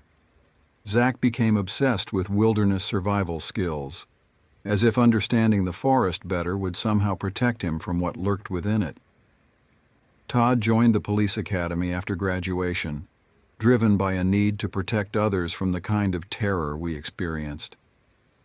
We don't see each other as much anymore. College and careers have scattered us across the country. But when we do get together, there's an unspoken understanding between us. We don't need to talk about what happened because we can see it in each other's eyes. We're the ones who know that sometimes the monsters in the woods aren't imaginary, and sometimes the most dangerous predators are the ones that walk on two legs. Looking back, we were incredibly lucky. If Todd hadn't been so vigilant, if we hadn't been in good shape from our summer activities, if Margot's car had been damaged too, any small change in circumstances could have led to a very different ending. I still don't know what those men wanted with us, and maybe that's the most terrifying part of all. Some questions are better left unanswered. Our story has become something of a cautionary tale in our hometown, though few people know the full details. Parents used it as a reason to be more strict with their children's camping trips, and the local police increased their patrols of the forest areas. But I know that somewhere out there, other teenagers are planning their own adventures, feeling just as invincible as we once did. I want to warn them that the freedom of youth comes with risks, that trust should be tempered with caution, and that sometimes the most dangerous situations are the ones that start out feeling perfectly safe. But I know they probably wouldn't listen, just like we wouldn't have listened if someone had tried to warn us that summer day in 2019. The forest still stands, looking as peaceful and inviting as it did the day we arrived. Sometimes I drive past it on my way to visit family, and I can't help but wonder if those three figures are still out there, waiting for their next victims. I wonder if they remember us, if they ever think about the teenagers who got away. But mostly I wonder about all the other stories the forest might be hiding, all the other groups who might not have been as lucky as we were. They never found any evidence of who our stalkers were or what they wanted. The case remains open but inactive, just another unsolved mystery in the police files. But for those of us who lived through it, the mystery isn't important. What matters is that we survived, that we learned to be stronger, and that we never take safety for granted again. As I write this now, sitting in my well-lit apartment far from any forests, I can still feel the terror of that day. The memory of running through those woods, heart-pounding, lungs burning, will stay with me forever. But so will the memory of our strength, our survival, and the bonds that experience forged between us.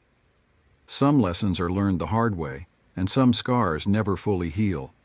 But they remind us of what we've overcome and who we've become because of it. The world is different now than it was before that camping trip, not because it changed, but because we did. We learned that safety is an illusion, that trust must be earned, and that sometimes the most important survival skill is knowing when to run. These aren't lessons you'll find in any school curriculum, but they're the ones that stick with you the longest. To this day, I still check the locks on my doors twice before going to bed. I still flinch at unexpected laughter in the dark. And I still remember the sound of those heavy footsteps pursuing us through the forest. But I also remember how we survived, how we protected each other, and how we refused to let fear define us. That's the real story here. Not just the horror we faced, but the strength we found in facing it together.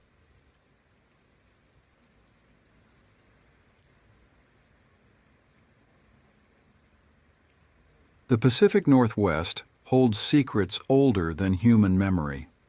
As a member of the Yakama Nation and a veteran park ranger, I've learned to read these forests in ways that go beyond official training. My people have lived among these ancient trees for countless generations, and our stories speak of things that dwell in the deepest shadows, things that were here long before us, and will remain long after we're gone.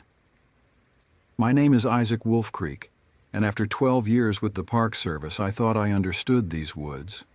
The towering Douglas firs and western red cedars had become like old friends, their cathedral-like canopy a familiar shelter. But nature has a way of reminding us how little we truly know, how thin the veneer of civilization really is.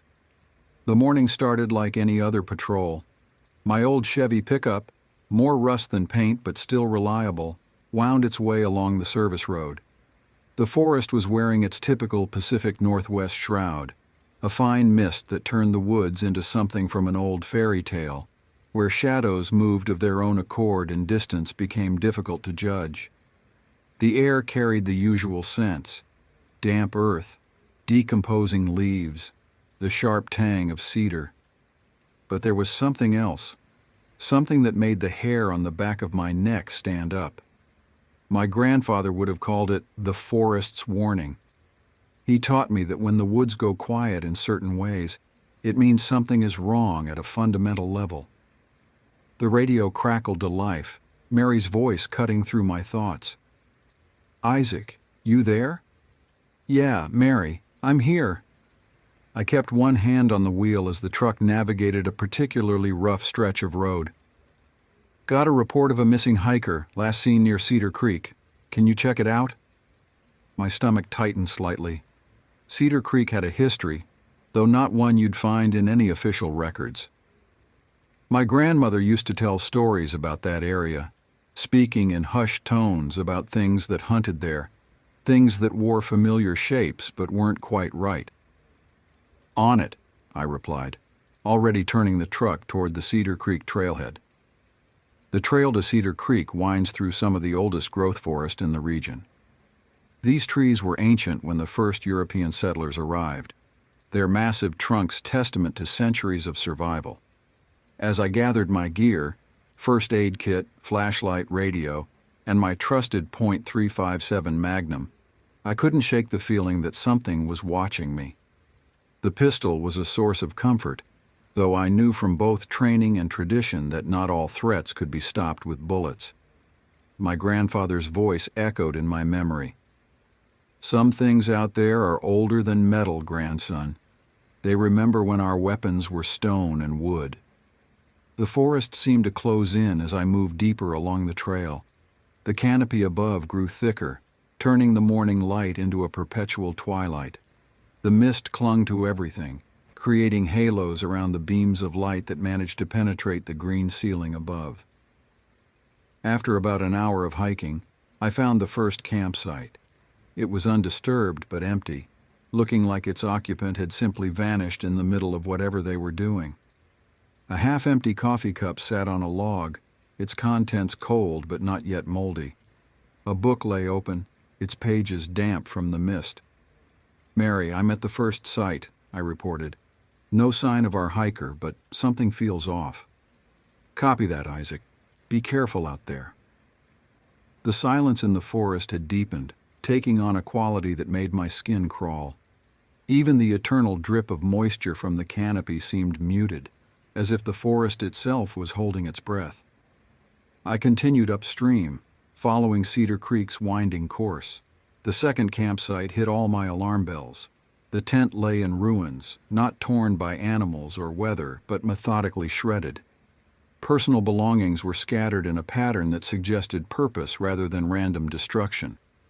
A backpack had been emptied, its contents arranged in a crude spiral. The journal caught my eye immediately. It lay open near the center of the spiral, its pages fluttering in a breeze I couldn't feel. The handwriting started neat but grew increasingly erratic. Day 1. Found a beautiful spot near the creek. The sounds of water are so peaceful. Day 2. Weird noises last night, probably just wildlife. Day 3. Something is watching me. I see movement in the trees, but it's not right. The shapes are wrong. Final entry. It's not animal, not human. It knows I see it. God help me, it knows. The tracks I found around the campsite defied classification. They were clearly bipedal, but wrong in proportion and depth. The stride length suggested something impossibly tall, and the impression showed signs of claws that would put a grizzly to shame. My people have stories about creatures that walk like men but aren't men, about things that hunt in these woods that are neither animal nor spirit, but something in between. As I studied those tracks, those old stories didn't feel like legends anymore. Following the tracks was like reading a story written in a language I only partly understood. They led deeper into the forest, away from any marked trails, into areas where the trees grew so close together that they seemed to form walls. The temperature dropped noticeably as I continued, despite it being early afternoon.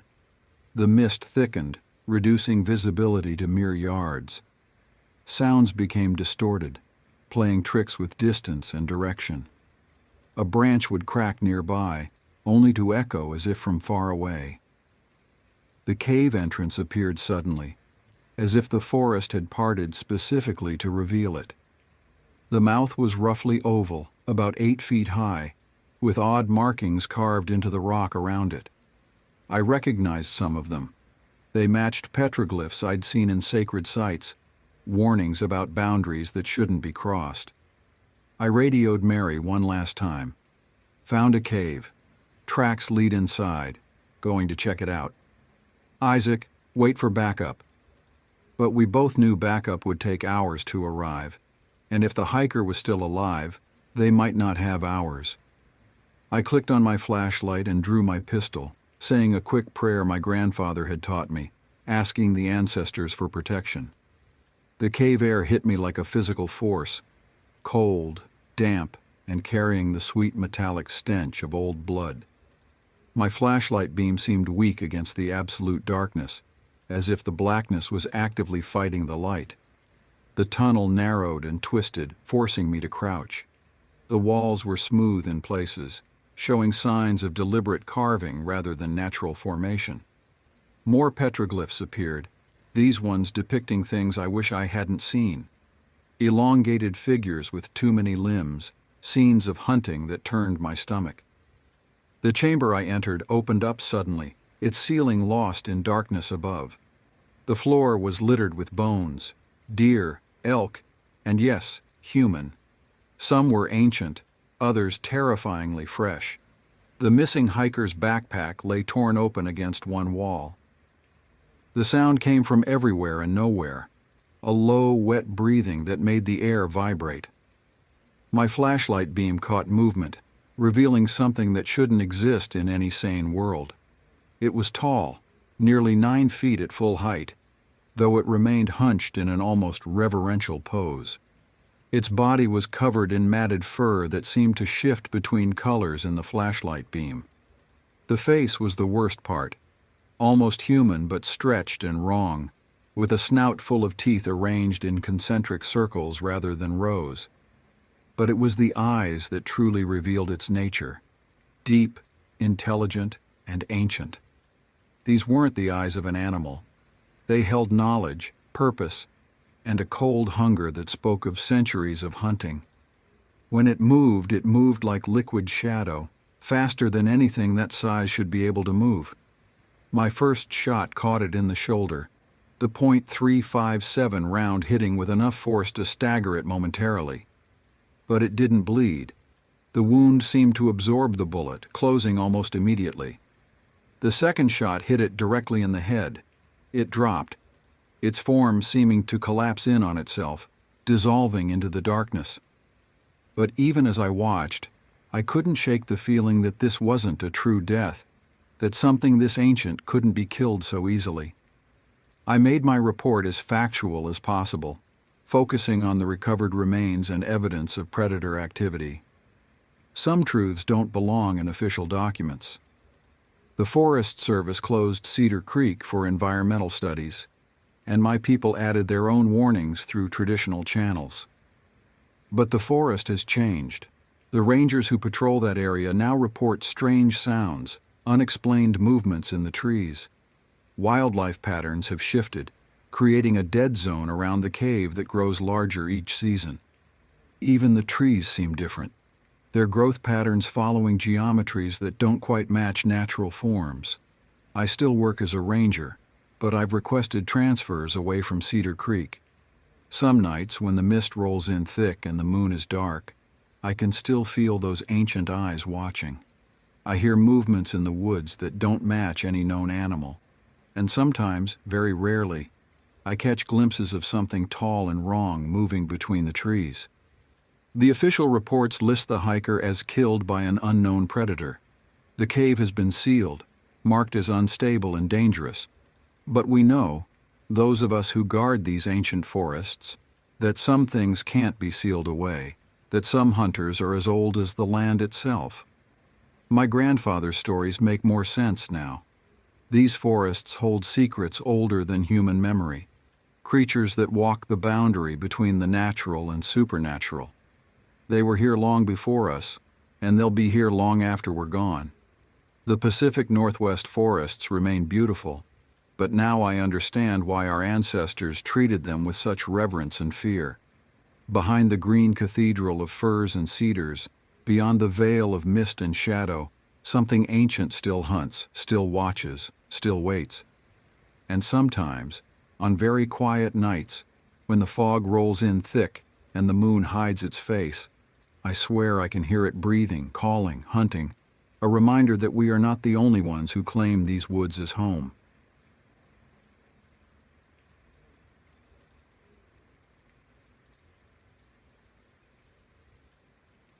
Spring came late to the Cascades in 1996. The mountains held on to winter like a jealous lover, refusing to let go until forced by the warming currents from the Pacific. I remember that year vividly, not for the unusual weather, but for what happened during those fateful days in April. Some memories burn themselves into your mind, leaving scars deeper than any physical wound. This is one of those stories. I'd been a ranger in these parts for 15 years by then. The Cascade Mountains were more than just my patrol area. They were my ancestral home. The Queen Ole tribe had lived in these forests for countless generations, and our stories spoke of both the beauty and the dangers that dwelled within them. My grandfather used to tell me tales of strange creatures that lived in the deepest parts of the woods, places where the shadows grew thick and the ancient trees whispered secrets to those who knew how to listen. Back then, I dismissed those stories as legends meant to keep children from wandering too far. Now, I know better. That spring morning started with an unusual stillness. The fog hung low between the trees, turning the forest into a maze of ghostly silhouettes. I remember checking my equipment twice, something I rarely did after years of routine. My radio, GPS unit, first aid kit, hunting knife, and the old .30, 06 rifle I carried for emergencies. Something in my gut told me I'd need them all before the day was done. The first sign that something was wrong came at 7:30 a.m. Sarah Martinez, one of our newer rangers, radioed in about finding strange tracks near the eastern ridge. Not bear, not cougar, something she couldn't identify. I still have the photos she sent to the station. Massive prints, nearly 18 inches long, with distinct claw marks that dragged through the soil. The stride length was impossible, over 6 feet between prints. Whatever made them was huge, and it was moving fast. By 9 a.m., the calls started coming in. 3 separate hiking groups reported missing equipment from their campsites. Not the usual bear raids we were used to, these were selective. Backpacks containing food were left untouched, but anything with a strong artificial scent was gone. Deodorant, toothpaste, soap. One camper reported their entire medical kit had vanished. The strange part? No tracks around the tents, no torn fabric, no signs of forced entry. It was as if the items had simply disappeared. I was checking one of these sites when I got the call about the missing couple, Tom and Lisa Reeves, both experienced hikers in their late 20s. They'd registered at the station 2 days prior, planning a week-long trek along the ridge. Their emergency beacon had activated briefly at 8:43 a.m., then went dead. The last signal came from a section of the park we called the Dead Zone, a remote area where the trees grew so thick they blocked out most sunlight, and radio signals struggled to penetrate. The air grew colder as I approached their last known location. The forest had fallen silent. No bird song, no rustling in the undergrowth, nothing. Just the sound of my own breathing and the crunch of dead leaves under my boots. Their campsite looked wrong from the moment I spotted it. The tent wasn't just torn, it was methodically shredded, as if something had been studying its construction. Their belongings weren't scattered in panic. They were arranged in neat piles separated by type. Clothes in one pile, electronics in another, food in a third. The tracks around the site told a story that made my blood run cold. 2 sets of human prints running from the tent. Then larger prints, the same ones Sarah had photographed, moving with purpose, not chase. The creature had herded them, driving them deeper into the woods with calculated precision. I found Lisa's camera near the tent, its memory card intact. The last photo was taken at 8:41 a.m., 2 minutes before their beacon activated. It showed Tom standing at the edge of their campsite, looking up at something in the trees. His face was frozen in an expression of pure terror. Following their trail, I found more evidence of intelligence in our pursuer. Broken branches had been woven together to block obvious escape routes. Small rock slides had been triggered to cut off paths back to civilization. This wasn't an animal acting on instinct. This was a hunter that understood its prey's thinking patterns. The temperature dropped further as I entered a clearing I'd never seen before, despite my years in these woods. The ground was different here, darker, almost black, and nothing grew in perfect circles scattered across the area.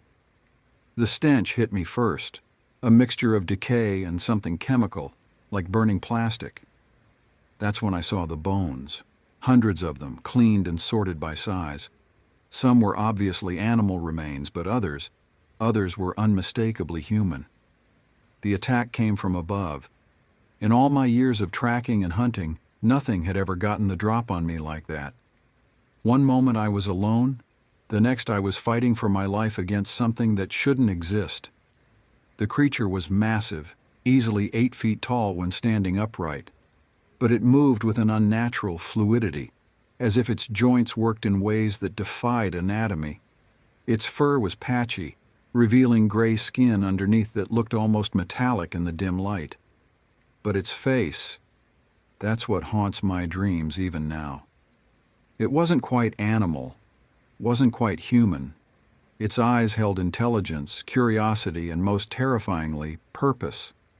The fight was brief, but brutal. My knife connected several times, but its hide was tough, almost armored. Its claws raked across my chest, leaving deep gashes that would later require 43 stitches. The creature was testing me, learning my movements, adapting its attacks. When I ran, it pursued not with the raw aggression of a predator, but with the calculated patience of something that knew it had the advantage. The ravine probably saved my life. Not because it stopped the creature.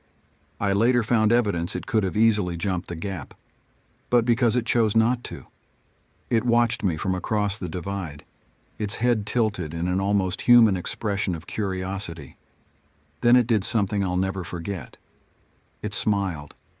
Not a predator's snarl, but a deliberate showing of teeth that conveyed a clear message. Next time.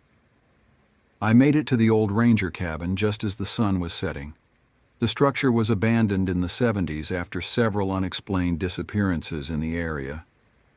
I barricaded myself inside, using the emergency first aid kit to patch my wounds as best I could. The next few hours were psychological warfare. The creature circled the cabin, mimicking human voices, calling for help in what sounded like Tom's voice, then Lisa's, then in voices I didn't recognize. It was learning, adapting, hunting not just our bodies but studying our behaviors.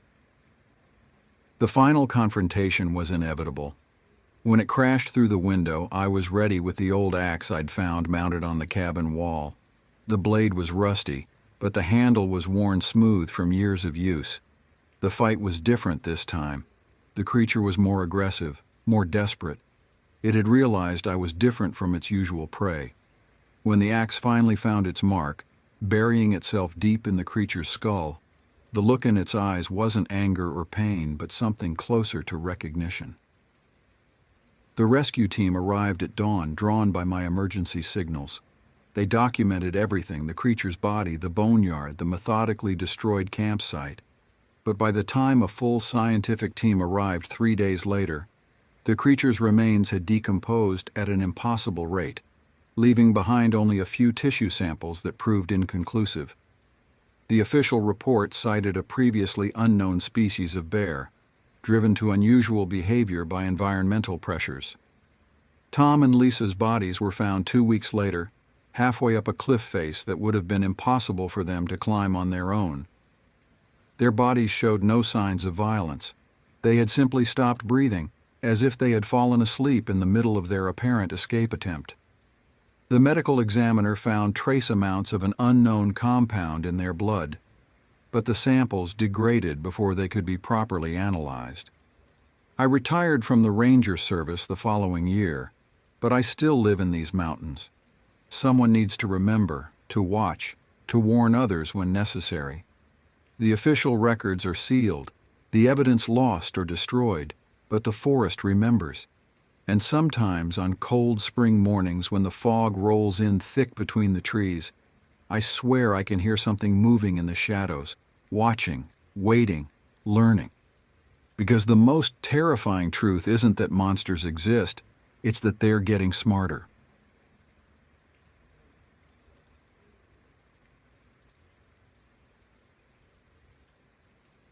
The crunch of leaves under my boots echoed through the dense Arkansas wilderness as I made my way deeper into the Ouachita National Forest.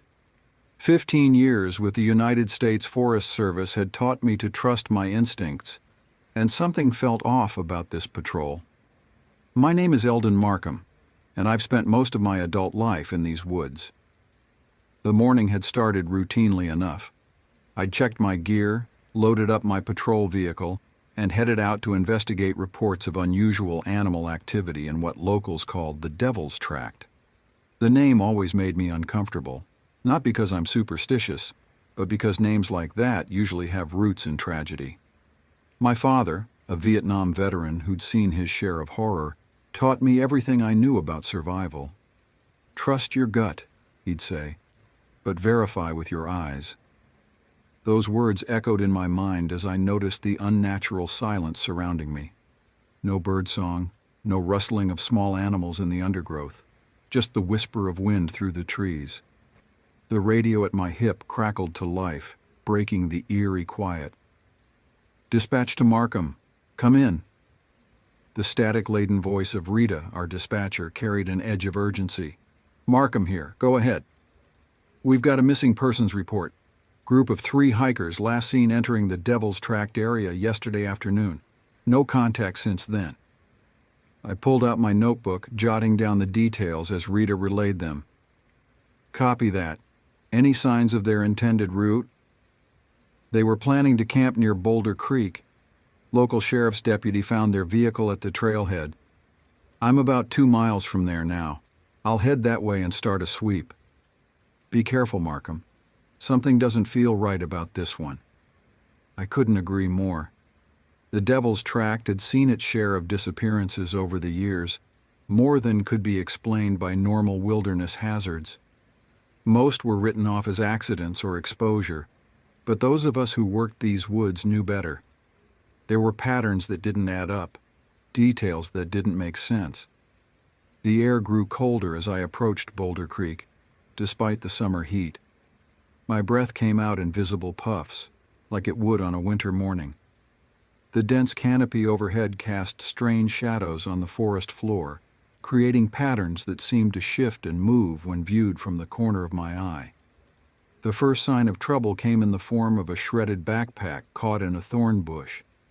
The material hadn't been torn by any animal I recognized. The cuts were too clean, too deliberate.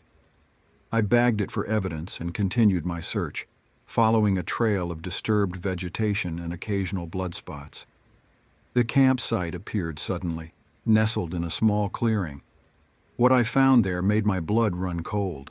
3 tents lay in tatters, their contents scattered across the ground. Sleeping bags had been slashed open, their stuffing spread like snow. A camping stove lay crushed, not dented or dropped, but compressed as if squeezed by an enormous hand. But it was the tracks that truly unsettled me. In 15 years of service, I'd learned to read sign like most people read books. These prints didn't match anything in my experience. They suggested something bipedal, but massive, with a stride length that defied natural law. I radioed in my position and findings, careful to stick to the facts. "Dispatch, I found signs of violence at the campsite. Send backup and alert local authorities." The radio crackled with static before Rita's voice came through, barely audible. "Copy, backup, hours." The transmission cut out entirely. A twig snapped in the dense undergrowth behind me. I spun around, hand on my sidearm, scanning the trees. The shadows seemed to deepen despite the midday sun. Movement caught my eye. Something large ducking behind a massive oak tree. I drew my weapon, years of training taking over. "Forest Service, come out where I can see you." A figure stumbled into view, clothes torn and bloody. It was a man in his 30s, face scratched and eyes wild with fear. He raised his hands, trembling. "Please, help me," he gasped before collapsing. I rushed to his side, checking his vitals while maintaining awareness of my surroundings. His pulse was rapid but strong. After giving him water and basic first aid, he regained enough composure to speak. "I'm Daniel Hargrove," he managed between shaky breaths. "We were attacked last night. Something came into our camp." "What kind of something?" I asked, keeping my voice steady and professional. His eyes darted around the clearing. I don't know, it was dark. Big. Moved like nothing I've ever seen. Took them both. I ran, been running ever since. I helped Daniel to his feet. We need to move. This position isn't secure. The sun was beginning to set, and I knew we needed to find shelter before dark. There's an old ranger station about 2 miles from here. Can you walk? He nodded, though his legs were still unsteady. As we moved through the forest, I noticed more signs that something was wrong. The wildlife remained eerily silent. Branches had been broken at heights no normal animal could reach. And the tracks, those impossible tracks, continued to appear sporadically. Night fell faster than expected as we made our way through the dense forest. The old ranger station appeared ahead, a dark silhouette against the darkening sky. It wasn't much, but it would provide better shelter than the open woods. I led Daniel inside, sweeping each room with my flashlight before securing the perimeter.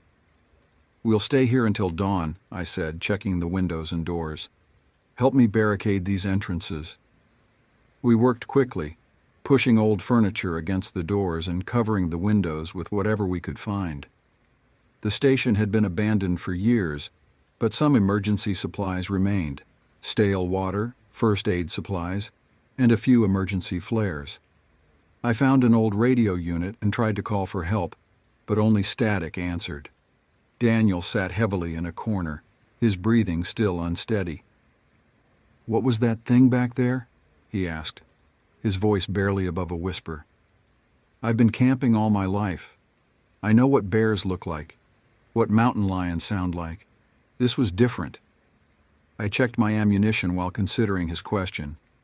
"I've worked these woods for 15 years, I replied carefully. "Seen all kinds of things, but nothing like those tracks back there." I paused, listening to the sounds outside. "Tell me exactly what happened at your campsite." Daniel's story came out in fragments, interrupted by long pauses as he struggled to make sense of his memories.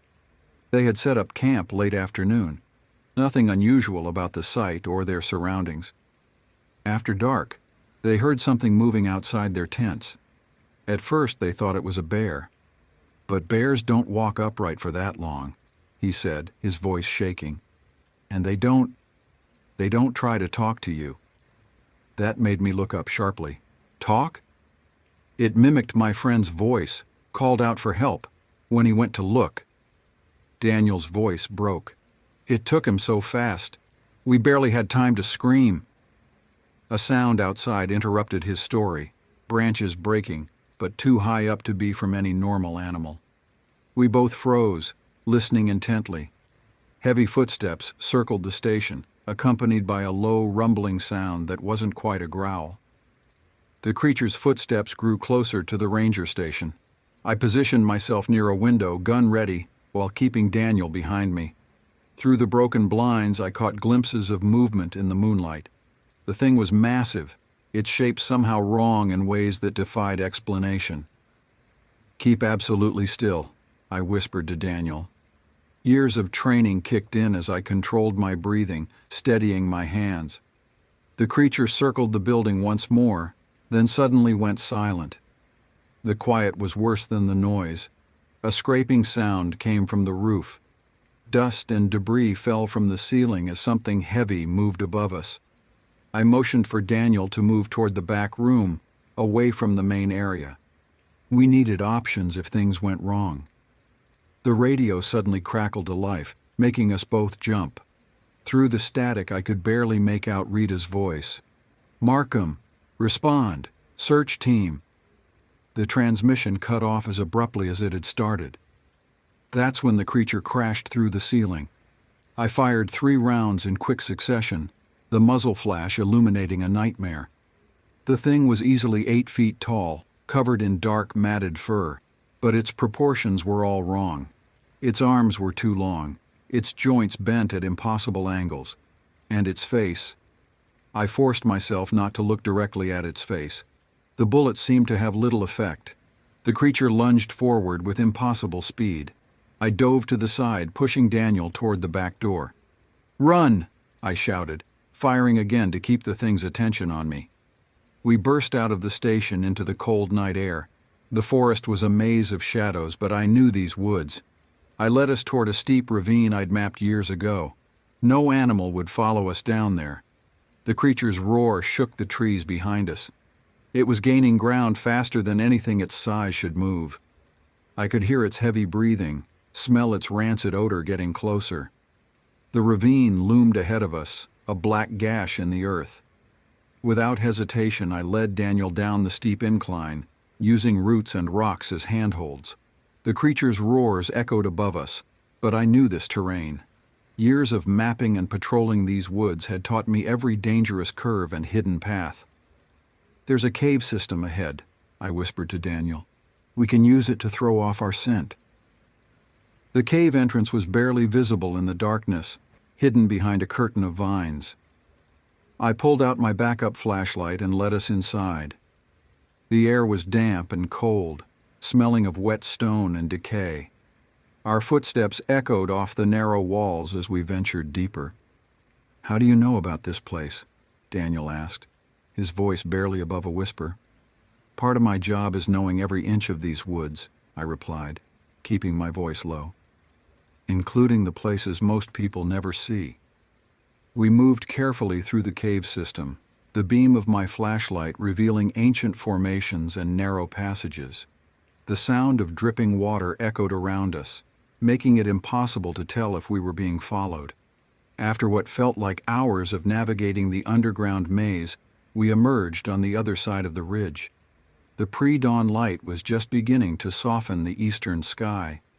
We had covered nearly 2 miles underground, and the creature's sounds had faded completely. But our relief was short-lived. As we caught our breath, I noticed something disturbing about the cave entrance we'd just emerged from. There were claw marks on the rocks, old ones, deeply scored into the stone. And beneath them, scattered among the leaves and dirt, were bones, not animal bones. "We need to keep moving," I said, pulling Daniel away from the grim discovery. "The nearest ranger station is about 3 miles east. We can make it by sunrise if we hurry." We emerged from the cave system as dawn began to break. The forest was different here, older, with massive trees that blocked most of the morning light.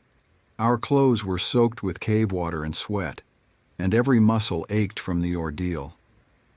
"The logging road should be about half a mile east," I said, checking my compass. The device was spinning wildly, unable to find true north. I frowned, tapping it against my palm, but the needle continued its erratic dance. "Something wrong?" Daniel asked, his voice hoarse from exhaustion. "Magnetic interference. Happens sometimes near mineral deposits, but I'd never seen it this severe. We'd have to navigate by the sun and my knowledge of the terrain. The forest floor was different here.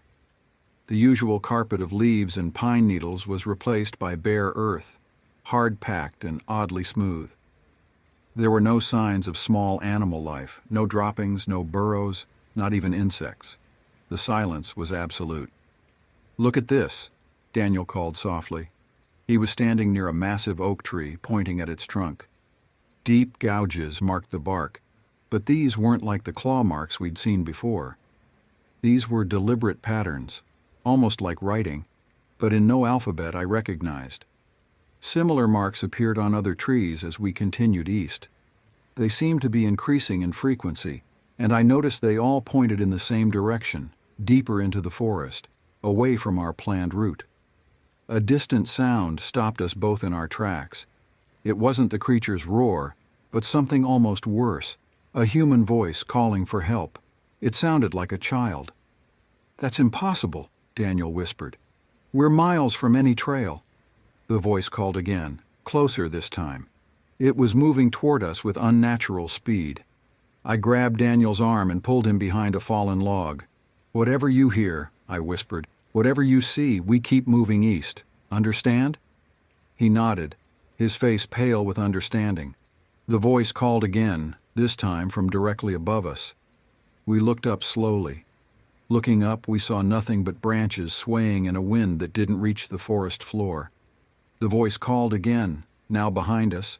then to our left, then our right, moving faster than anything human could move. "Run!" I whispered, and we broke into a sprint toward where I believed the logging road would be. The voice followed, changing as it pursued us. It shifted from a child's cry to an adult's scream, then to something that wasn't quite human at all. The trees began to thin out, and I caught glimpses of what looked like structures through the branches. Old foundations, crumbling stone walls reclaimed by nature. This area wasn't on any of my maps, but the ruins suggested there had once been a settlement here. We came upon a clearing containing the remains of what might have been a church. Its stone walls still stood about chest high, with a single arch marking where the entrance had been.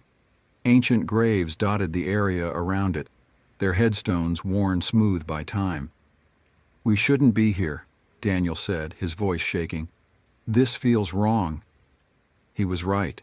The air had grown noticeably colder, and that oppressive silence had intensified. Even our footsteps seemed muffled, as if the ground itself was absorbing the sound. A movement caught my eye, something ducking behind one of the walls. It was too tall to be human, its movements too fluid to be natural. I raised my gun, knowing I had only 2 rounds left. "There's another one," Daniel whispered, pointing toward the tree line. More shapes were emerging from the forest, moving with that same unnatural grace. They were surrounding us. I backed us toward the church ruins. At least there we'd have some cover, something solid at our backs. As we moved, I noticed more of those strange markings carved into the stones. The same patterns we'd seen on the trees. The creatures were fully visible now, moving in perfect synchronization as they closed the circle around us. In the growing light, I could see details I wished I hadn't. The way their forms seemed to ripple and shift, the impossible angles of their limbs, the faces that weren't quite faces. The creatures moved closer, their forms shifting in ways that hurt to look at. I backed us further into the church ruins, my mind racing through options. The sun was rising higher, casting long shadows through the broken walls. That's when I noticed something crucial. The creatures were avoiding the direct sunlight. They stayed in the shadows, moving only through the darkened areas. "The graves," I whispered to Daniel. "Look at the shadows."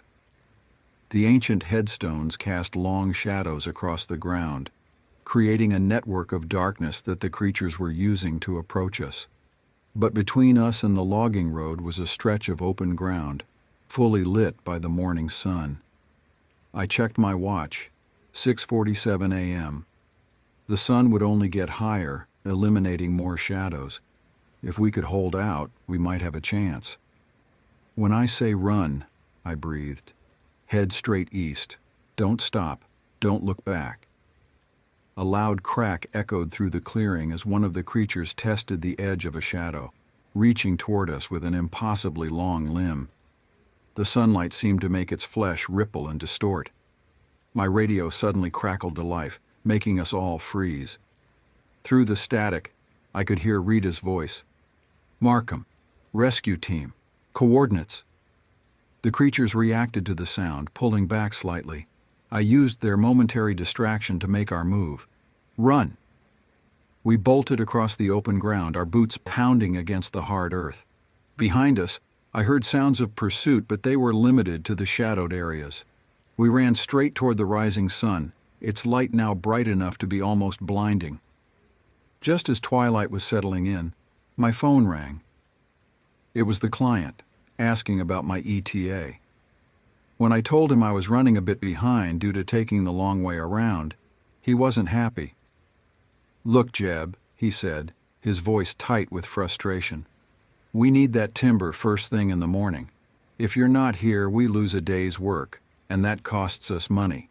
Money we can't afford to lose." I tried to explain about the dangerous conditions on the mountain pass, but he wasn't having it. "I don't care if you have to drive through a damn hurricane," he snapped. "You took this job, now get it done. Take the shortcut if you have to. Just get here on time." The line went dead before I could respond. I sat there for a moment, weighing my options. I needed this job. Times were tough, and small operations like mine were struggling to compete with the big trucking companies. If I lost this client, it could be the beginning of the end for my business. With a heavy heart, I made my decision. I'd take the mountain pass. Maybe last night was just a fluke, a combination of fatigue and an overactive imagination. Maybe. As I turned onto the familiar winding road, the sun dipped below the horizon, plunging the world into darkness. I switched on my high beams, illuminating the path ahead. Every shadow seemed to move, every rustle in the trees made me flinch. I was about halfway through the pass when I saw it. A flicker of movement in my rearview mirror. I held my breath, watching intently. For a long moment there was nothing. Then suddenly headlights appeared, growing larger by the second. My heart began to race. It was happening again. I pressed down on the accelerator, urging my truck faster around the treacherous curves. The headlights behind me grew closer, their harsh glare filling my cab with an eerie light. I rounded a sharp bend and gasped. There, parked in the middle of the road, was the phantom truck. Its rusted body gleamed dully in my headlights, and behind the wheel sat the figure I'd seen the night before. I slammed on the brakes, my truck skidding on the gravel. I was going too fast, the turn too sharp. I felt the trailer begin to tip, and then the world was spinning. There was a deafening crash, the shriek of tearing metal, and then silence. I don't know how long I was out.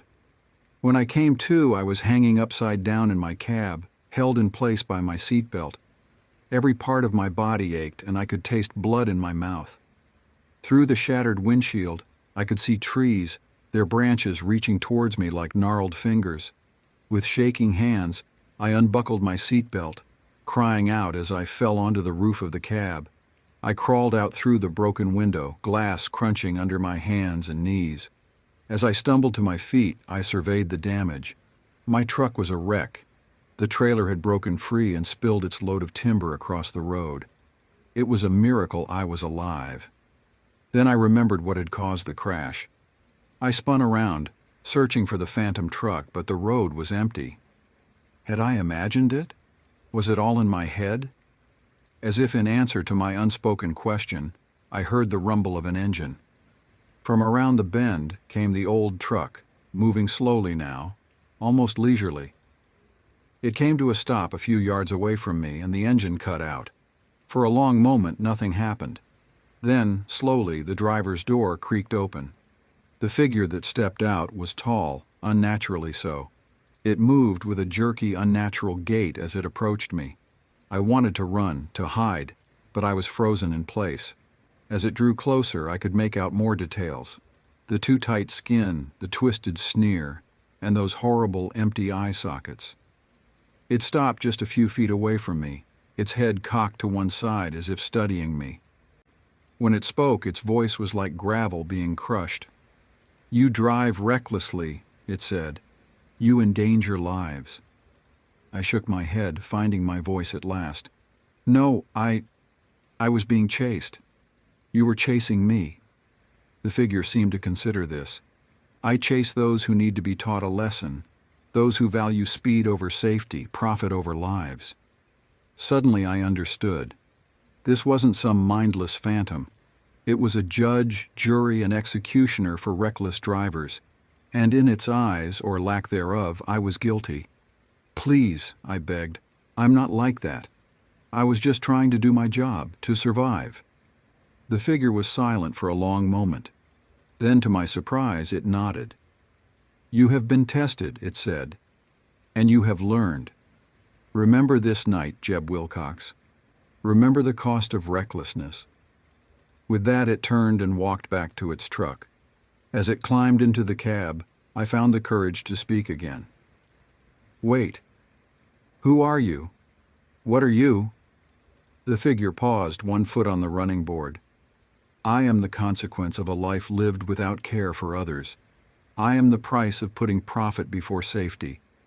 I am the ghost of a man who learned his lesson too late. And now, I make sure others don't make the same mistake. With that, it climbed into the truck.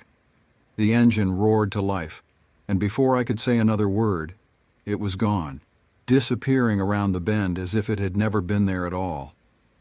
I stood there for a long time, trying to process what had happened. Eventually, I heard sirens in the distance.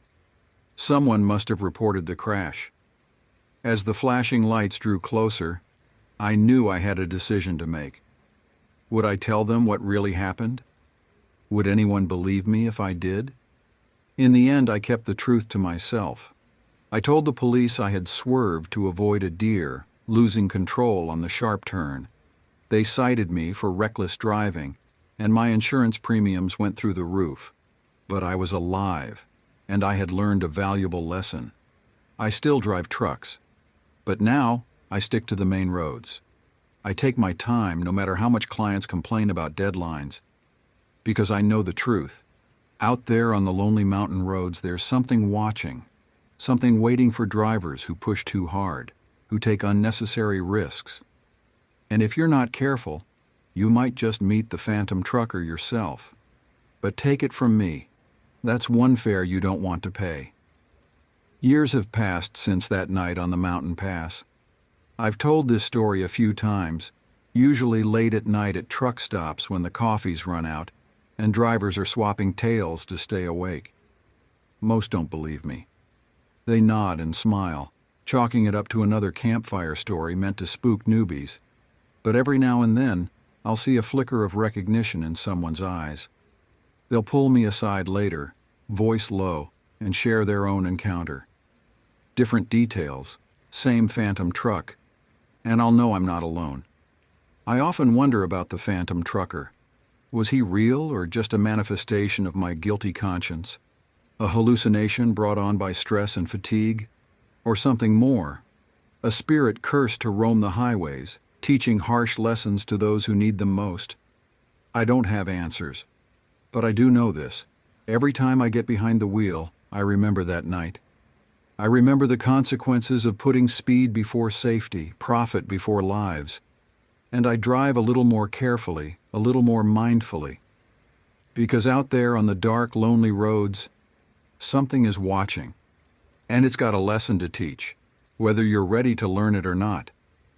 So next time you're on a long haul, and you're tempted to push a little harder, drive a little faster, remember this tale. Remember the phantom trucker, and ask yourself, is it worth the risk? After all, not everyone gets a second chance. Some lessons are learned too late, and out there in the night, on the winding mountain roads, the phantom trucker is always waiting for his next student.